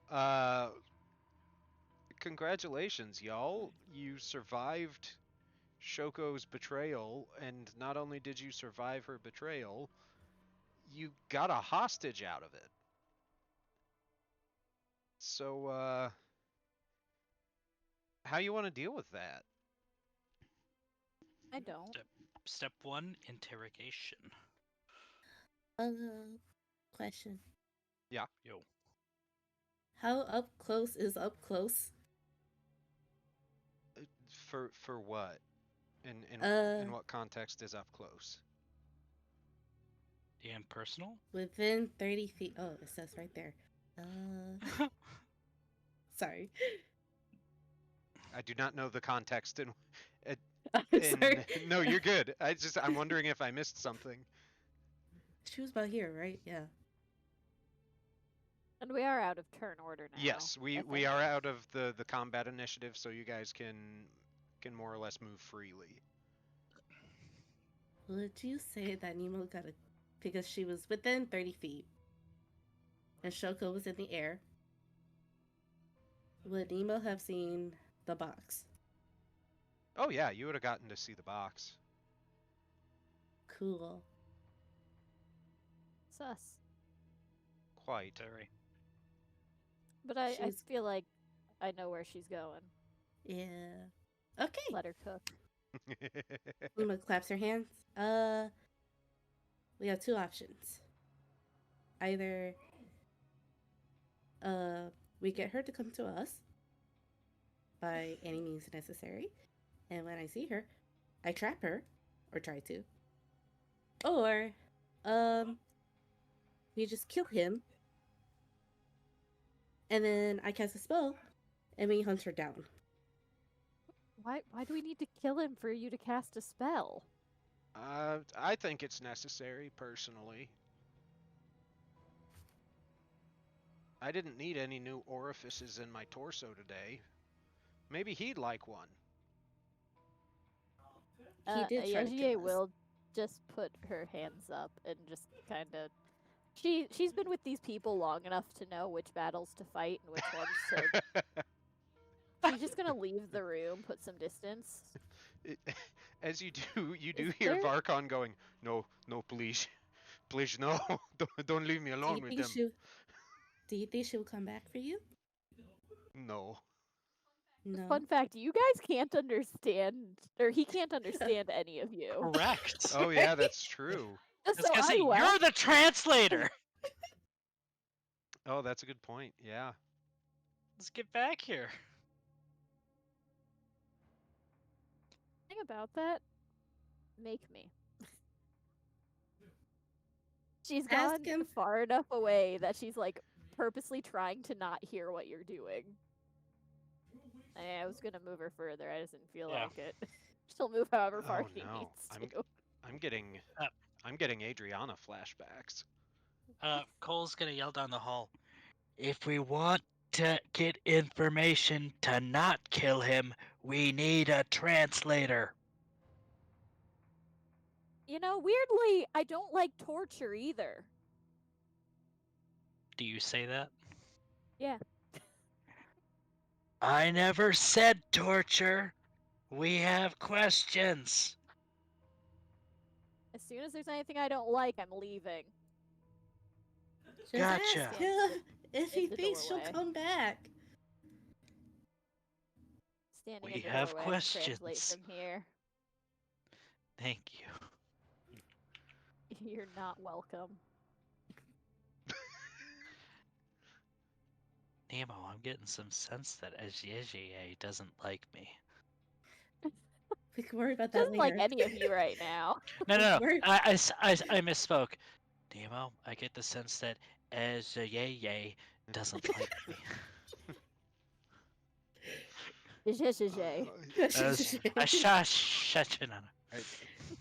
Anyone snaps her period. That's why you don't say her name. All right. So Yeah, now, Ayeshiye will translate from over here. okay. If nothing else, Nemo can understand him. I Yeah. just know that he can't understand any of you. Yeah.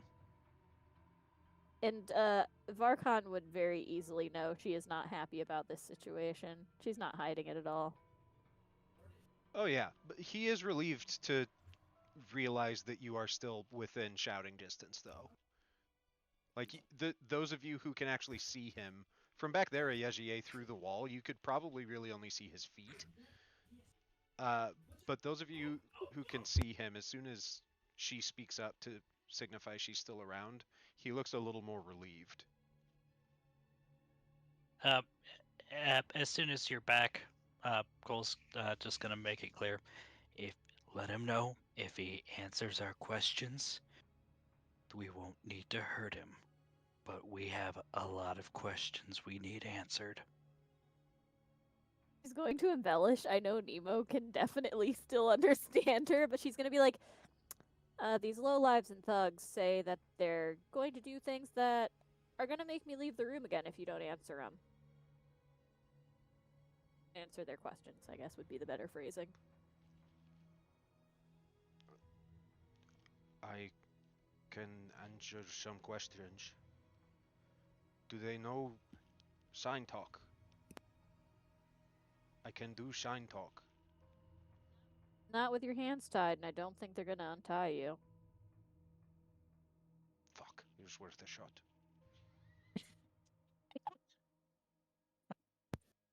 I mean, maybe he could do like a little in front of him, but I'm assuming his hands are tied behind him. I had assumed so. If nothing else, Ron would insist on that. Yep. Like cowboy villain put somebody on the railroad track tie, is what I had assumed.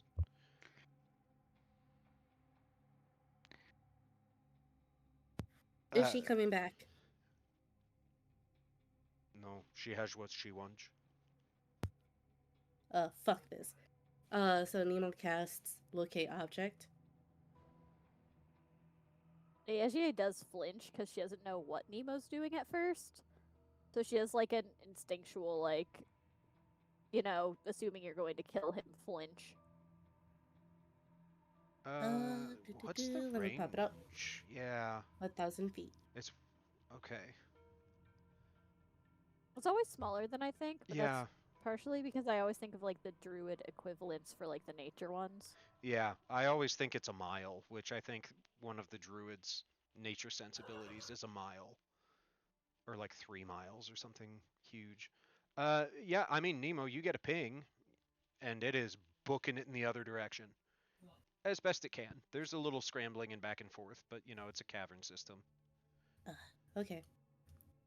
I know how to find her. And Nemo. Can Nemo like shove her way through the hole? You can, yeah. It's All right. restricted movement, but we're not in combat, so that's less important. You'll get through eventually. We can leave him here and go after her. She's booking it. Ask him where's she going and what is that thing?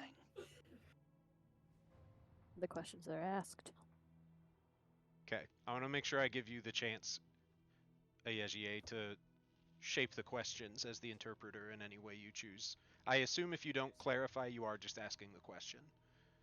Yeah, just assume I'm putting a little bit of like derision directed at my team Fair enough. in it. I'm not brain enough to be that sassy right now, apparently. That's fair. She is going home. Elaborate. It doesn't even like wait for, Cole or Nemo to say anything. Just elaborate more. She's going back to the Ravendraw. And she will be able to get there faster than any of you can catch her. She can, without me, she can squeeze through the smallest of places. She will probably find the sky before dayfall. Who hired you? Nobody hired us. We work for the same people. Our employer, we work for a specific research institute. And if I tell you more, accept. they will kill me. Yeah, We're choose about going to kill accept you. the answer. I fear you less than I fear them.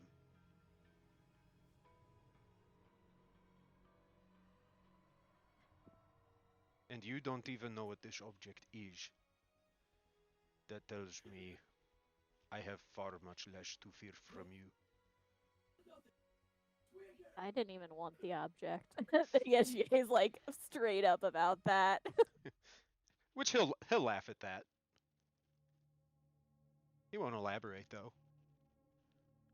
That's fair. You do not know what this thing is, and you came for it. You should worry about who wants it. I think these two are just worried about money.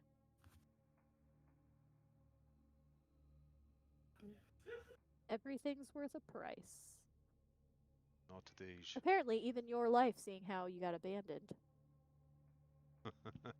She would expect me to do the same if I had my hands on it and she was tied. She would kill me if I came back. So why would you go back? I wouldn't. I would take it and run, just like she is. Oh, I thought he meant like if he went back to Ravensdraw now. Oh, no. If you went back I for her. misinterpreted that. Okay. Sorry, that was just me misinterpreting the ambiguity of English. It would have been much more clear in the native giant, I'm sure. It would have actually, yes. The grammar is far less ambiguous. I know this because conlanging. Yejier, if she's asking her own questions, like doesn't care to elaborate to Cole about what she's saying. Well, if you haven't clarified anything that you're reporting back to us, so until you do, Nemo can. Yeah. Yejier's not. She's letting Nemo do it. Oh, She's just here to ask okay. the questions.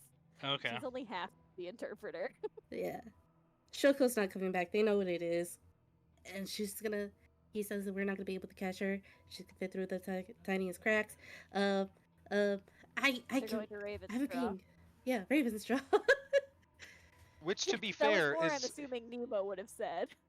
Yeah. Yeah, to be fair, just as a reminder of world geography, Ravensdraw is like half the world away. Yeah. It is nowhere close to where you are.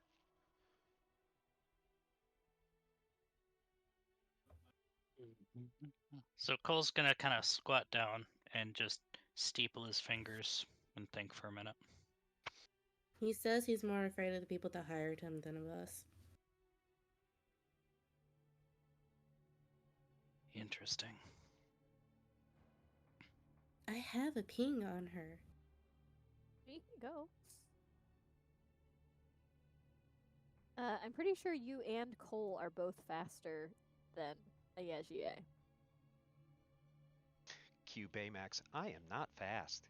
Pretty much. I mean, I'm not slow by any means, but you guys have like triple dash. I don't. Aren't you a rogue? No. No. Oh, you're roguish. That's right. Yeah. Once again, it's 3 spellcasters. I You- just have some rogue-ish tendencies due to my vocation. You know who does have the triple dash though? The fucking Glances at Ron. Shoko. show. Oh, gosh, shut up. Uh, Ron will pipe up though. I can't promise I could be any use, but I mean I can track. It'll just be a hell of a lot harder as long as she stays in the air, and it'll be slower than she can move if she's moving that fast the whole time.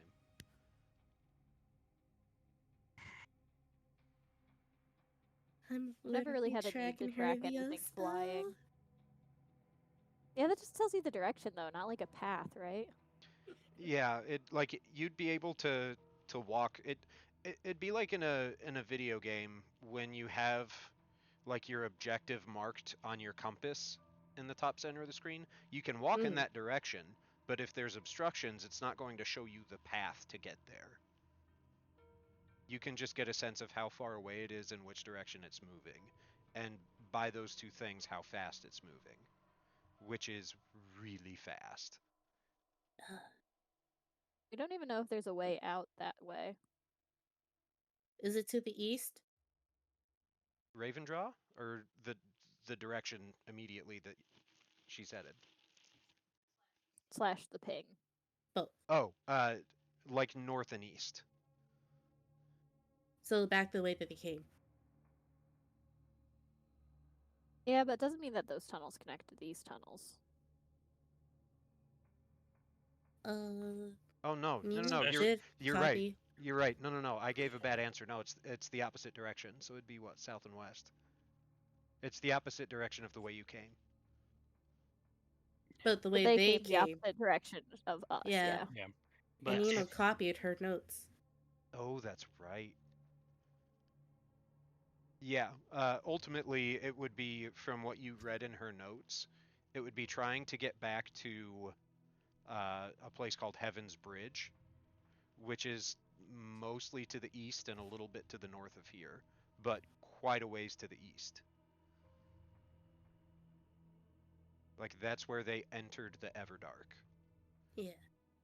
Nemo will do her best to relay that information.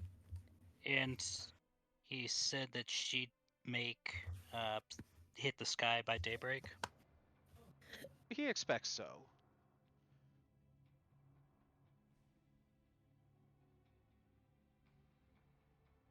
To be fair, he may also just be trying to discourage you.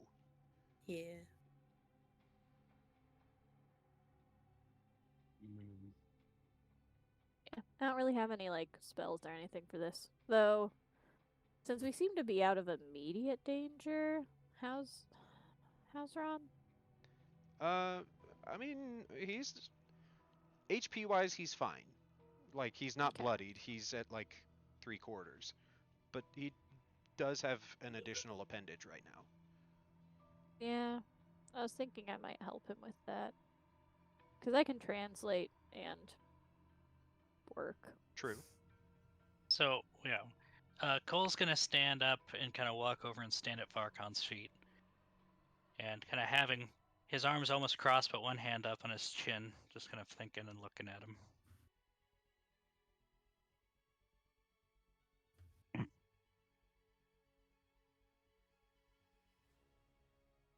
So the way I see it is, we failed the contract. That was an option. They weren't sure that we were going to find it, but we do know it exists and we know where it's going. The only thing that we have to do is get back and relay said information. We'll be alright regardless. But we need this guy right here to explain why we should bring him back rather than just killing him where he stands. Or rather, sits. Wouldn't you want to give him over to whoever you're giving information to? He knows more than us. That's outside of my scope of care. So you'd rather go and give them less information. Smart idea, buddy, after you just failed a contract. They don't need to know it. They might. Yeah, she gives a pretty, malicious smile. Let's rephrase that. Varkon doesn't need to know that that's what they're thinking. So I need to know if he's any other asset other than that. 'Cause even with his supposed information, he might be too much of a hassle. I need a good reason to go through the hassle of bringing him back. You really are like the lowest of wretches, aren't you? So Cole's gonna stop, turn around, and stare at Ayegie. And you know how in the portrait he has those kind of just vacant eyes? Mm. He's gonna be like looking at you with those and almost past you.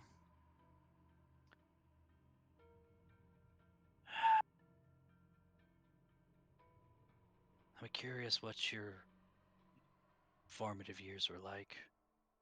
So I have a feeling they're vastly different than mine. Well, yeah, they didn't include murdering bound people who have surrendered already. That's not really in my culture.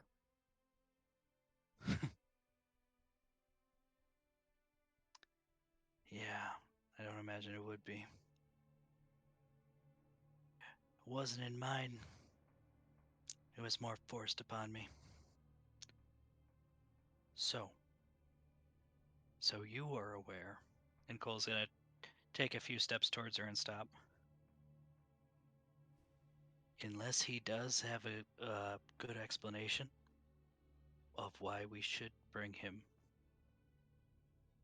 If we try taking him and there's not a really good answer, he poses a threat to us. He poses a risk of escape. And it is a long way back. I could kill him right here, and we wouldn't have to worry about it. So I need a damn good reason to keep him alive. If we're going to be risking our lives with him, And if you taking him kill all the him, I'm way going to back be that telling those who hired you that you killed a valuable asset. I don't care if it's true. Cole's going to shrug. So be it.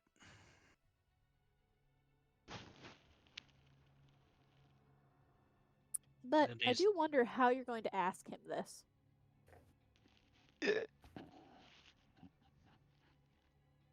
well, Because it seems like you kind of need my help.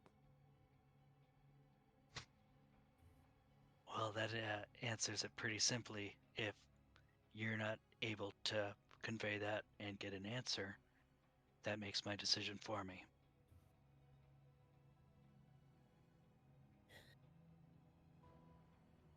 She's gonna look to see what Nemo and Ron are doing in this.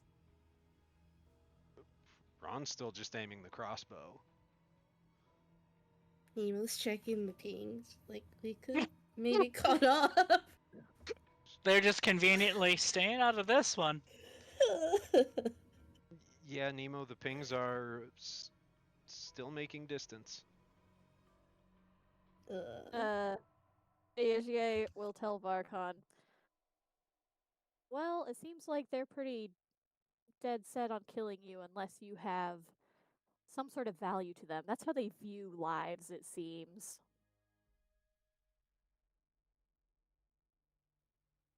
Because they're convinced that you'll kill us otherwise, or you'll be a danger to us, or that you have no value.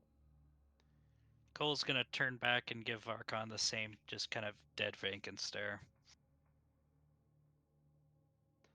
Yes, he could be a danger to us.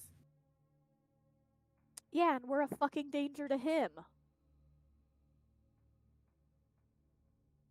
You're killing each other over something that you don't even know what it is, who it's going to, who you were delivering it to.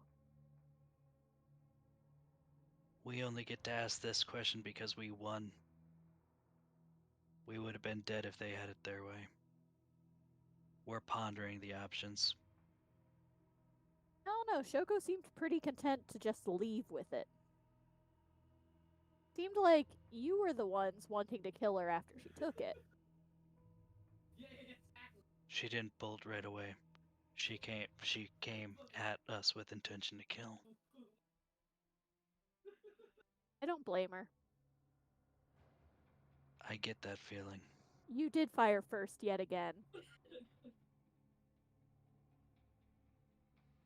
This weird thing about you, you kind of think the only option is violence, don't you? Clock's ticking. Does he have a reason to live or not? Clock's ticking, you could be chasing Shoko. I'm gonna form a fireball in my hand. That wastes a spell slot, if it uses a spell slot. Well, firebolt, excuse me. A moat. Funnier to imagine you waste a whole spell slot on intimidation, though. Weird flex, but okay. I suppose ultimately, Yejiye, would you convey that ultimatum to Varkon?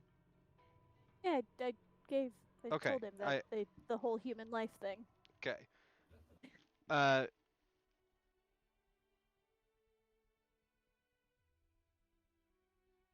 Okay, let me determine something. And at this point, she's gonna leave the room again. Cause like Nemo can translate whatever he replies with.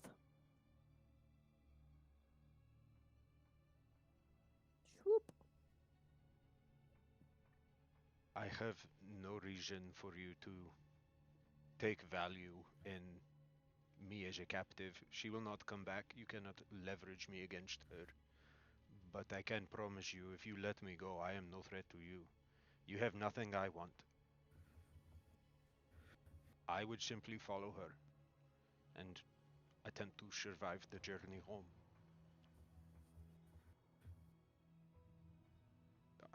Nobody that I work for would even care that you are here. They would only care whether or not we got what we needed. So we can part ways. You can ask your friend. If I give my word, I will keep it. In our culture, it is not so easy to break an oath like this.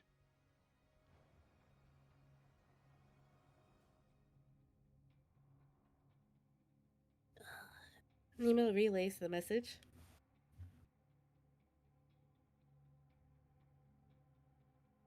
The only thing you have that I want is my javelin. Nemo looks Don't at tell Ron that. Don't tell Ron that. Ron, he said he wants his javelin back. That's the only thing he wants. He can come fucking take it then and see what happens. I cannot tell. If he's gonna fuck off, then he can have it. But if I see him again, I'm killing him. At which point, Ron will lower his crossbow and the javelin out with a very tense jaw grunting pain and toss it on the ground. Not necessarily towards Varkon, but still kind of conveys a point, maybe. I mean, I don't think he's wrong. I don't see why he'd have any reason to come fight 3 against 1, 4 against 1. If they have it. Yeah. We kind of already lost. Don't get me wrong, I'll happily pull this trigger right now.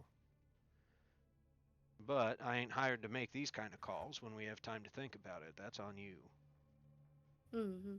But I'll do it if nobody wants to. Just say so. Cole's gonna extinguish his firebolt and return his hand to his chin. It'd be nice if our interpreter didn't leave every few minutes.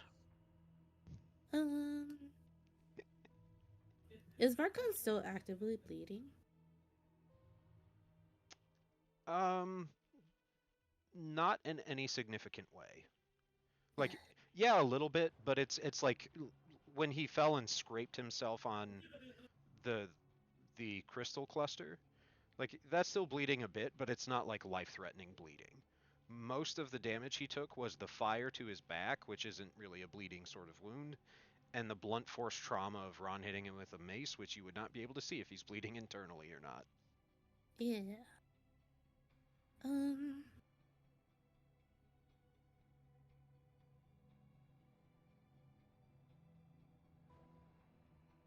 Nemo's going to take a vial out, and is there a way she can collect some of his blood? Yeah, there's enough for that. Alright, Cole's she'll gonna take... Skull's gonna come back to the hall and shout at Yoshie again. He didn't actually go that far this time. Just Okay. far enough to be out of sight. Okay. And Nemo, are you collecting? Yes. Nemo would collect like 3 vials of his blood. You'd barely be able to get enough for that. Okay. You and Tahin would get along.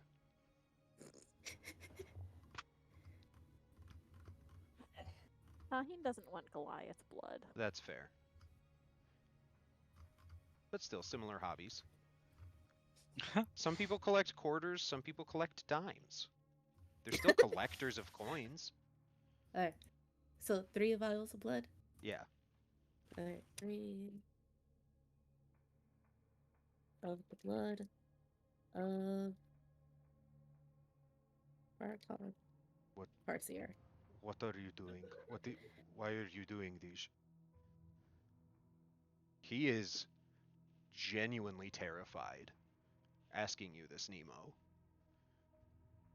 And because she can't reply to him, Man, she's just must gonna be look hard up and not to be a smile. giant. She's just gonna look up at him and smile.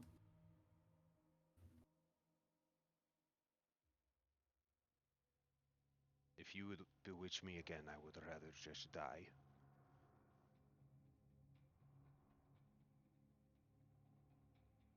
She pats his face. That's cute, buddy. Good luck. Yep. Oh, he look at him, he thinks he gets a say.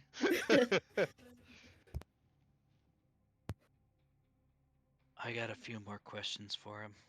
Would you return? He's just gonna do the slowest turn and blank stare at Cole before gladly shoving past him. Not like glad to return to the room. She just doesn't want to really acknowledge him. She's using her free action. The gladness is an opportunity to disrespect Cole. Yeah, pretty much. She returns only as far as the door again. Okay. So, it sounds like he wouldn't trouble us anymore if we just let him go. Weird. So- It's like that's what decent people do. Yeah, well, we'll hold that thought for a minute. We'll put a pin in that.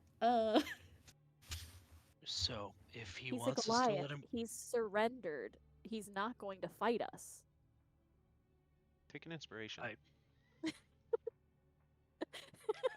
Honestly, all of you get an inspiration for your handling of the situation. It's so very in character. Unfortunately, I have that. Yeah, same. First one! It took me how many sessions? Shit, my bad. I thought I'd given you some before. No. No. Okay. Well, yeah, you definitely get one, Nemo, because goddamn. Oh, I lost my train of thought. Yeah, Cole's gonna stop and kind of turn back to you. What does I'm unaware. Why does his being a Goliath have anything to do with it? The same reason why he likes challenges, the same reason why he does anything he does. That's what Goliaths do.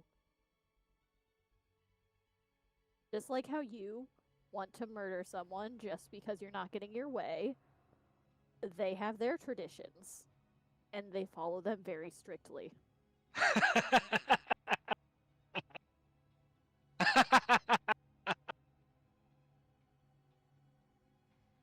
She's gonna leave the room again. Oh no. Good job, Cole. Wait, was that laugh character or out of character? That was in character. Oh no. Oh, goodness. You're so very quick to judge, having no idea who someone is. It's funny. But I am willing to give him a shot. If he'll answer a few more questions of us, then we can let him leave. Was Cole Or speaking fast enough that he would have caught Yejier before she's out of earshot? I don't know. How far are you going? You just laughed in her face. So she's moving away at full speed. She just told Cole that it's his cultural tradition to kill people and ask questions No, that's later. Cole's personal thing. No, because Goliath is a cultural thing. That's not a personal thing. That's a very deep cultural thing. And she compared that to Cole's need to kill. That's Yeah, why he's Cole's laughing. specifically. No. Because that's not just Cole. That's a cultural thing. I also got the impression you were making a cultural accusation, not an individual No, one. Nemo's right there. She pops up. What did I do? No, that's why she said like you, not like tieflings. He is a Goliath and he follows his culture, whereas you do this thing. Okay, got it. I'm Tracking. gonna argue that you didn't articulate that in a good enough way. I'm gonna argue that you can't understand her accent because Cole's uncultured. Well, given that both I and the DM took it a certain way, I'm gonna say that there was a miscommunication with your accent. Hot take.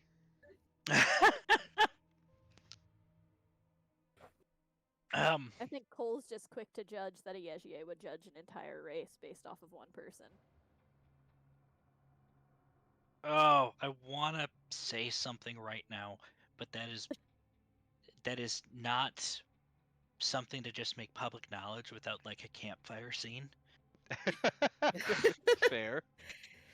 The Yejier translating everything in giant so that no one's left out of the This war. is just to Yejier. This would just be kind of this is where I stand. This is what I see in you.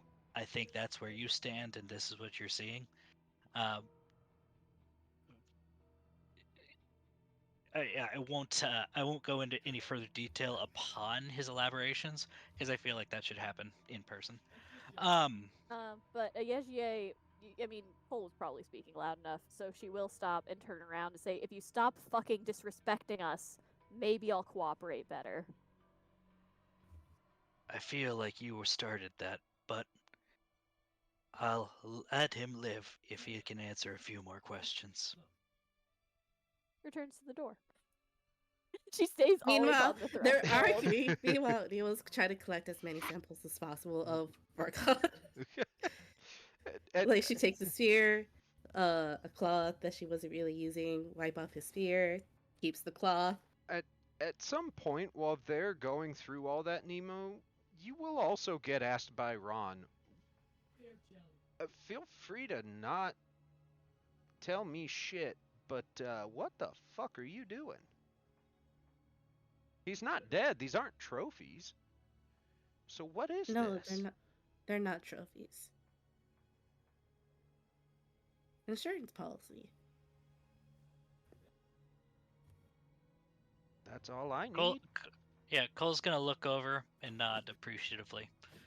But then he's gonna turn back to Yeji. So if he wants us to let him go, I'm gonna need him to tell us everything he does know about these items, given that he's shared he does. And if he doesn't feel like it, then I don't see any reason to let him go if he's gonna hide information from us. He already Deal? said he's not going to tell you. I mean, I can ask, but you already know the answer to that question. It's stupid to think the answer's going to change. I don't know if He I already got... said he's more afraid of the people who want the box than he is of you. He doesn't care if you kill him. Just please relay the final question before I kill him and you get mad at me for not giving him a chance. Because asking him a question you already know the answer to is giving him a chance. She nods, but does translate the question in the most flat, deadpan giant.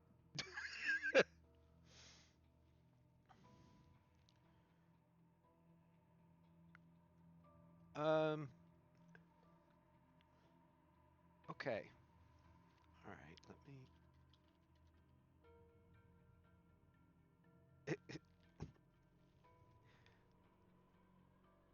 Yejier, as you ask him this, you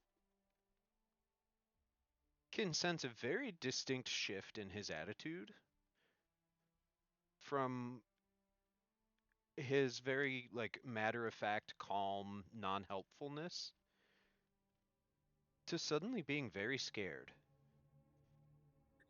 This Nemo's fucking with him. Yep. And that is exactly it. Like if you were to peek through and see him, the fear on his face is entirely as he's watching Nemo and like whatever she's doing with him and his stuff. And he says, I'm not as familiar with it as Shoko, but if I remember correctly, it is a piece of a dead god.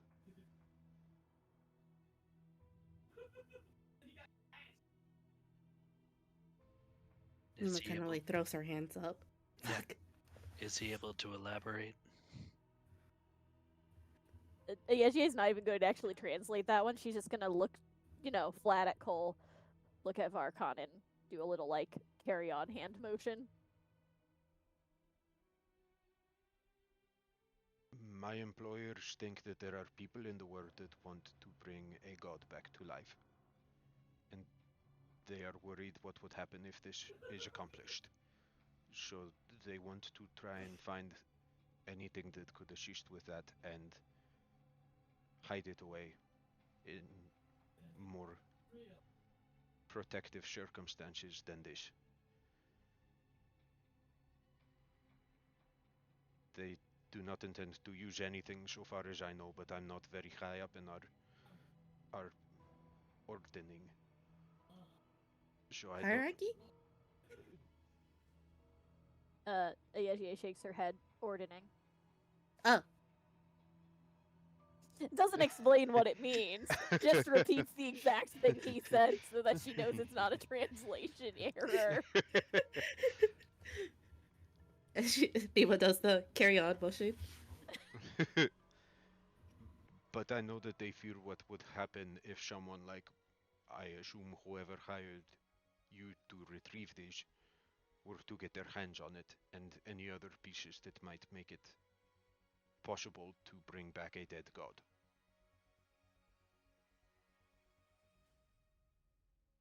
Such things are not supposed to happen. I didn't realize such things could. Oh, who's translating for Cole? I assume He's this is... assuming Nemo is still doing it. Yeah, sure. Because Yejie has not actually been translating anything Varkon has said. Yeah. It's like Nemo's looking over Barkaw's shoulder to Yeshi, like, you're gonna translate? No. Okay, I guess I will. Nemo sees the same very flat, angry, dead look that Cole's been seeing all night. Didn't think things like that were possible. And he's gonna kind of glance around the room. But this temple has had quite So a few this is the surprises house of for the us. dead god.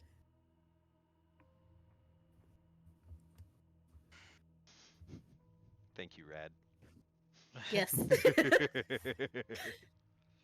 We don't know for sure. I'm hungry, my fan. Cole's gonna look over to Yeji. I'm for Goliath culture. If we let him go and we meet again, is there a grudge or is it back to square one? I believe I can answer this effectively, but I will ask the DM to confirm that it's pretty much reset to 0. Mm-hmm. Absolutely, yes. Yeah, so you'll know each other, but there's no experience isn't the right word. There wouldn't be hard feelings or bad blood. It would just be sort of a nod.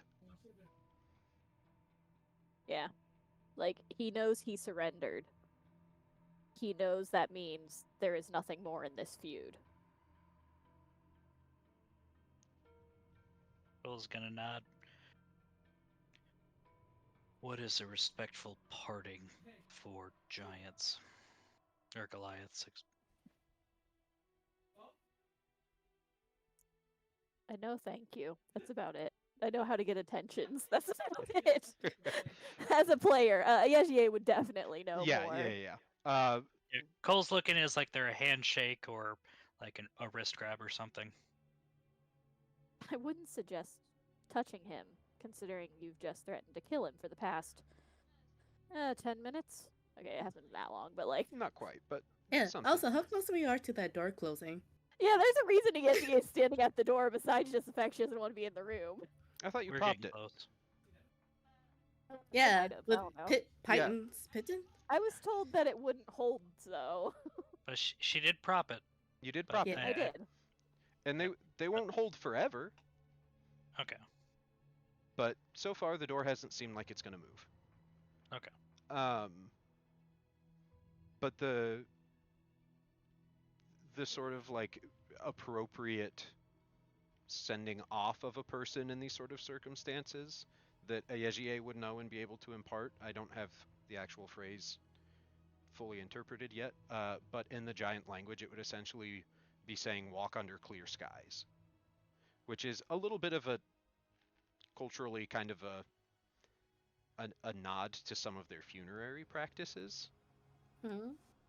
So, like, kind of an acknowledgement that we were at a stage in the situation we're walking away from where death was possible, but like we're both walking away from it. Yejier would relay this information in a flat tone. So yeah, Yeah. you would probably not have memorized, but at least for the next hour or so, you'd probably be able to bumble your way through saying "walk under clear skies" to a Goliath. All right. So Cole's gonna look at Demo and kind of like turn his head and like kind of jerk it to like let her know she could come back to this side. And then he's gonna tap Ron on the shoulder. I'm gonna untie him.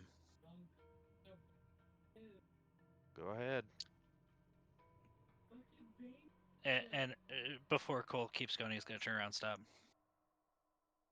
In the chance that he does kill me, put one in between the eyes for me. Sure thing. So, and Cole's gonna kneel down and start untying the ropes from Varkon. And then as he's like finished that, Cole's gonna stand up and it's more as a symbolic gesture than anything. He'll like offer him a hand up. But He'll take it. yeah, they both know that Cole can't pull him up. It's true, you can't. But getting up to his feet, Varkon will look at his javelin on the floor and point at it. Cole will retrieve that, hand it to him, and kind of mumble through the walk under clear skies thing. He'll take it and give an appreciative nod for the attempt at his language. And Cole, he will clap you on the shoulder with a very heavy hand and just say, "Thanks for helping me open the thing." And then he'll start jogging off through the caverns. I can only assume Cole will want someone to translate that. Oh, Nemo will. Okay, I wasn't sure which of us would, but it's just like, can you imagine though, someone who's just like, you're so certain might kill you, just huge hand on shoulder says something. I can only assume it sounds a little bit threatening. If nothing else, you just gave And him then a weapon leaves. in his hand, so that would probably be threatening. So did he go through the Through the caverns after cave? Shoko. Okay. Yejier will make sure to shout that the store will be closing at some point. Yeah. In case he wants to come back this way. She'll shout it in Giant. Just remind him. In case that's a dead end. She doesn't know. Yeah. How funny would it be if it is a dead end? And like the box never re-emerges, and at the very end of the campaign we come back down here and the box is here? I like the way you think. That'd be funny. It'll just be a cyclical campaign after all of our characters die. We'll make come back 3 and new do it characters again. Come back down here with Ron. He'll be like, ah, shit, here we go again. So, watching him go until he kind of fades from view, and Cole's gonna turn around, grab the last of things we need. We're going. I was unaware we needed any other things. Grab the last things you want. Can somebody help me? And she's like trying to tippy toe the top of this cabinet. Please. And we'll pick up with Nemo in her tippy-toeing to the cabinet next week. Since we already went over time a little bit, but Yeah. thanks for playing tonight, guys. This was a lot of fun. I was very interested to see what would happen with a hostage. That was not in my anticipated outcomes of this encounter.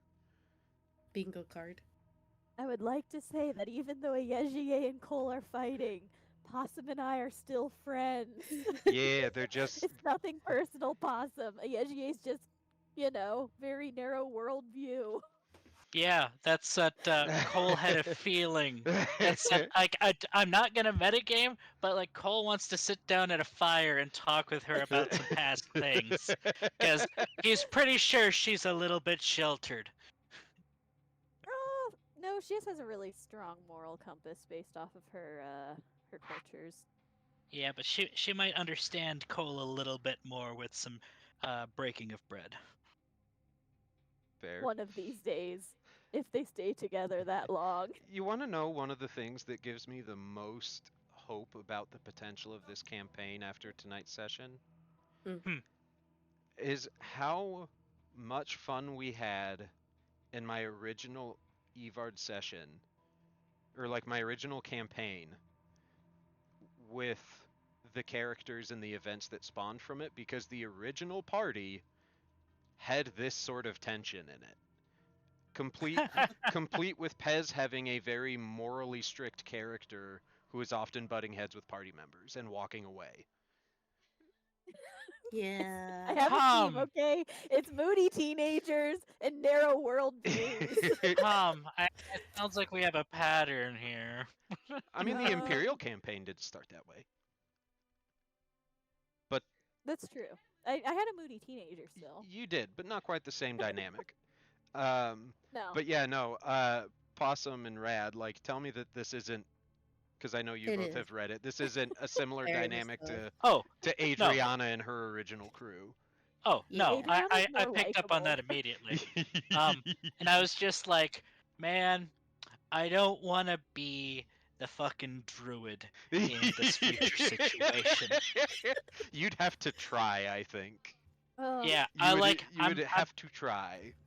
I'm trying not to be that blatantly disrespectful, but we clearly don't see eye to eye. I will say, after Cole lets Varkan go and seems attempted at respectful, Yejie's really like pissed off hard mask. She's not happy, but she goes back to like a born neutral. You see in the corner of your screen, Yejie likes that decision. Yeah, I mean,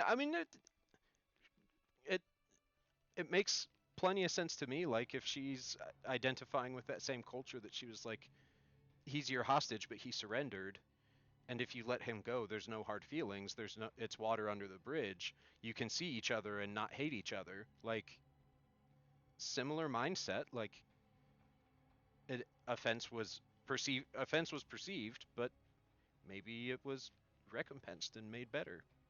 Like that tracks for me, at least in the short term. Long term, who knows?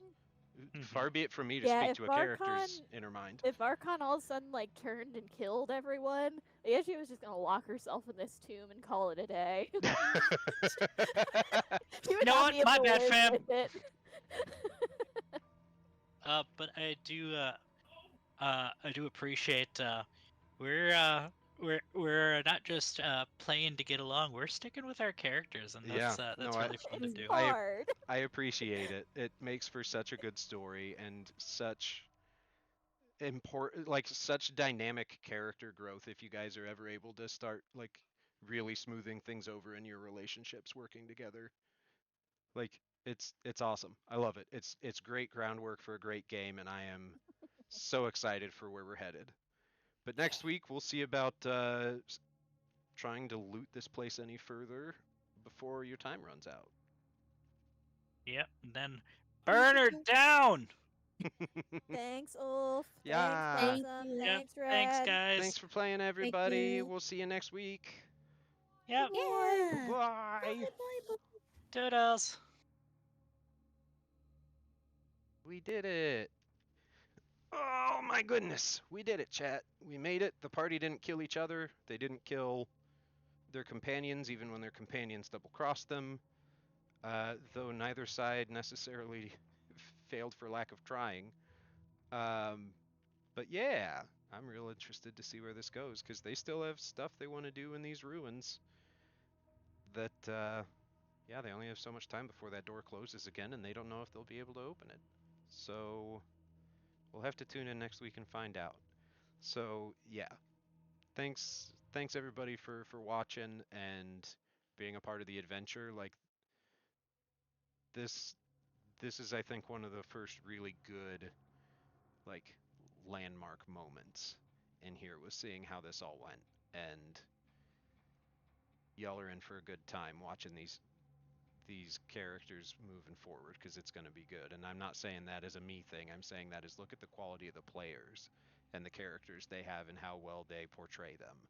Like they tell these stories better than me in their way, and I'm so grateful and so excited about it. So we'll see y'all next week. We'll get back to some good old-fashioned, not quite grave robbing, but tomb robbing, close enough. And we'll see you then. So stay tuned. There will be more to follow.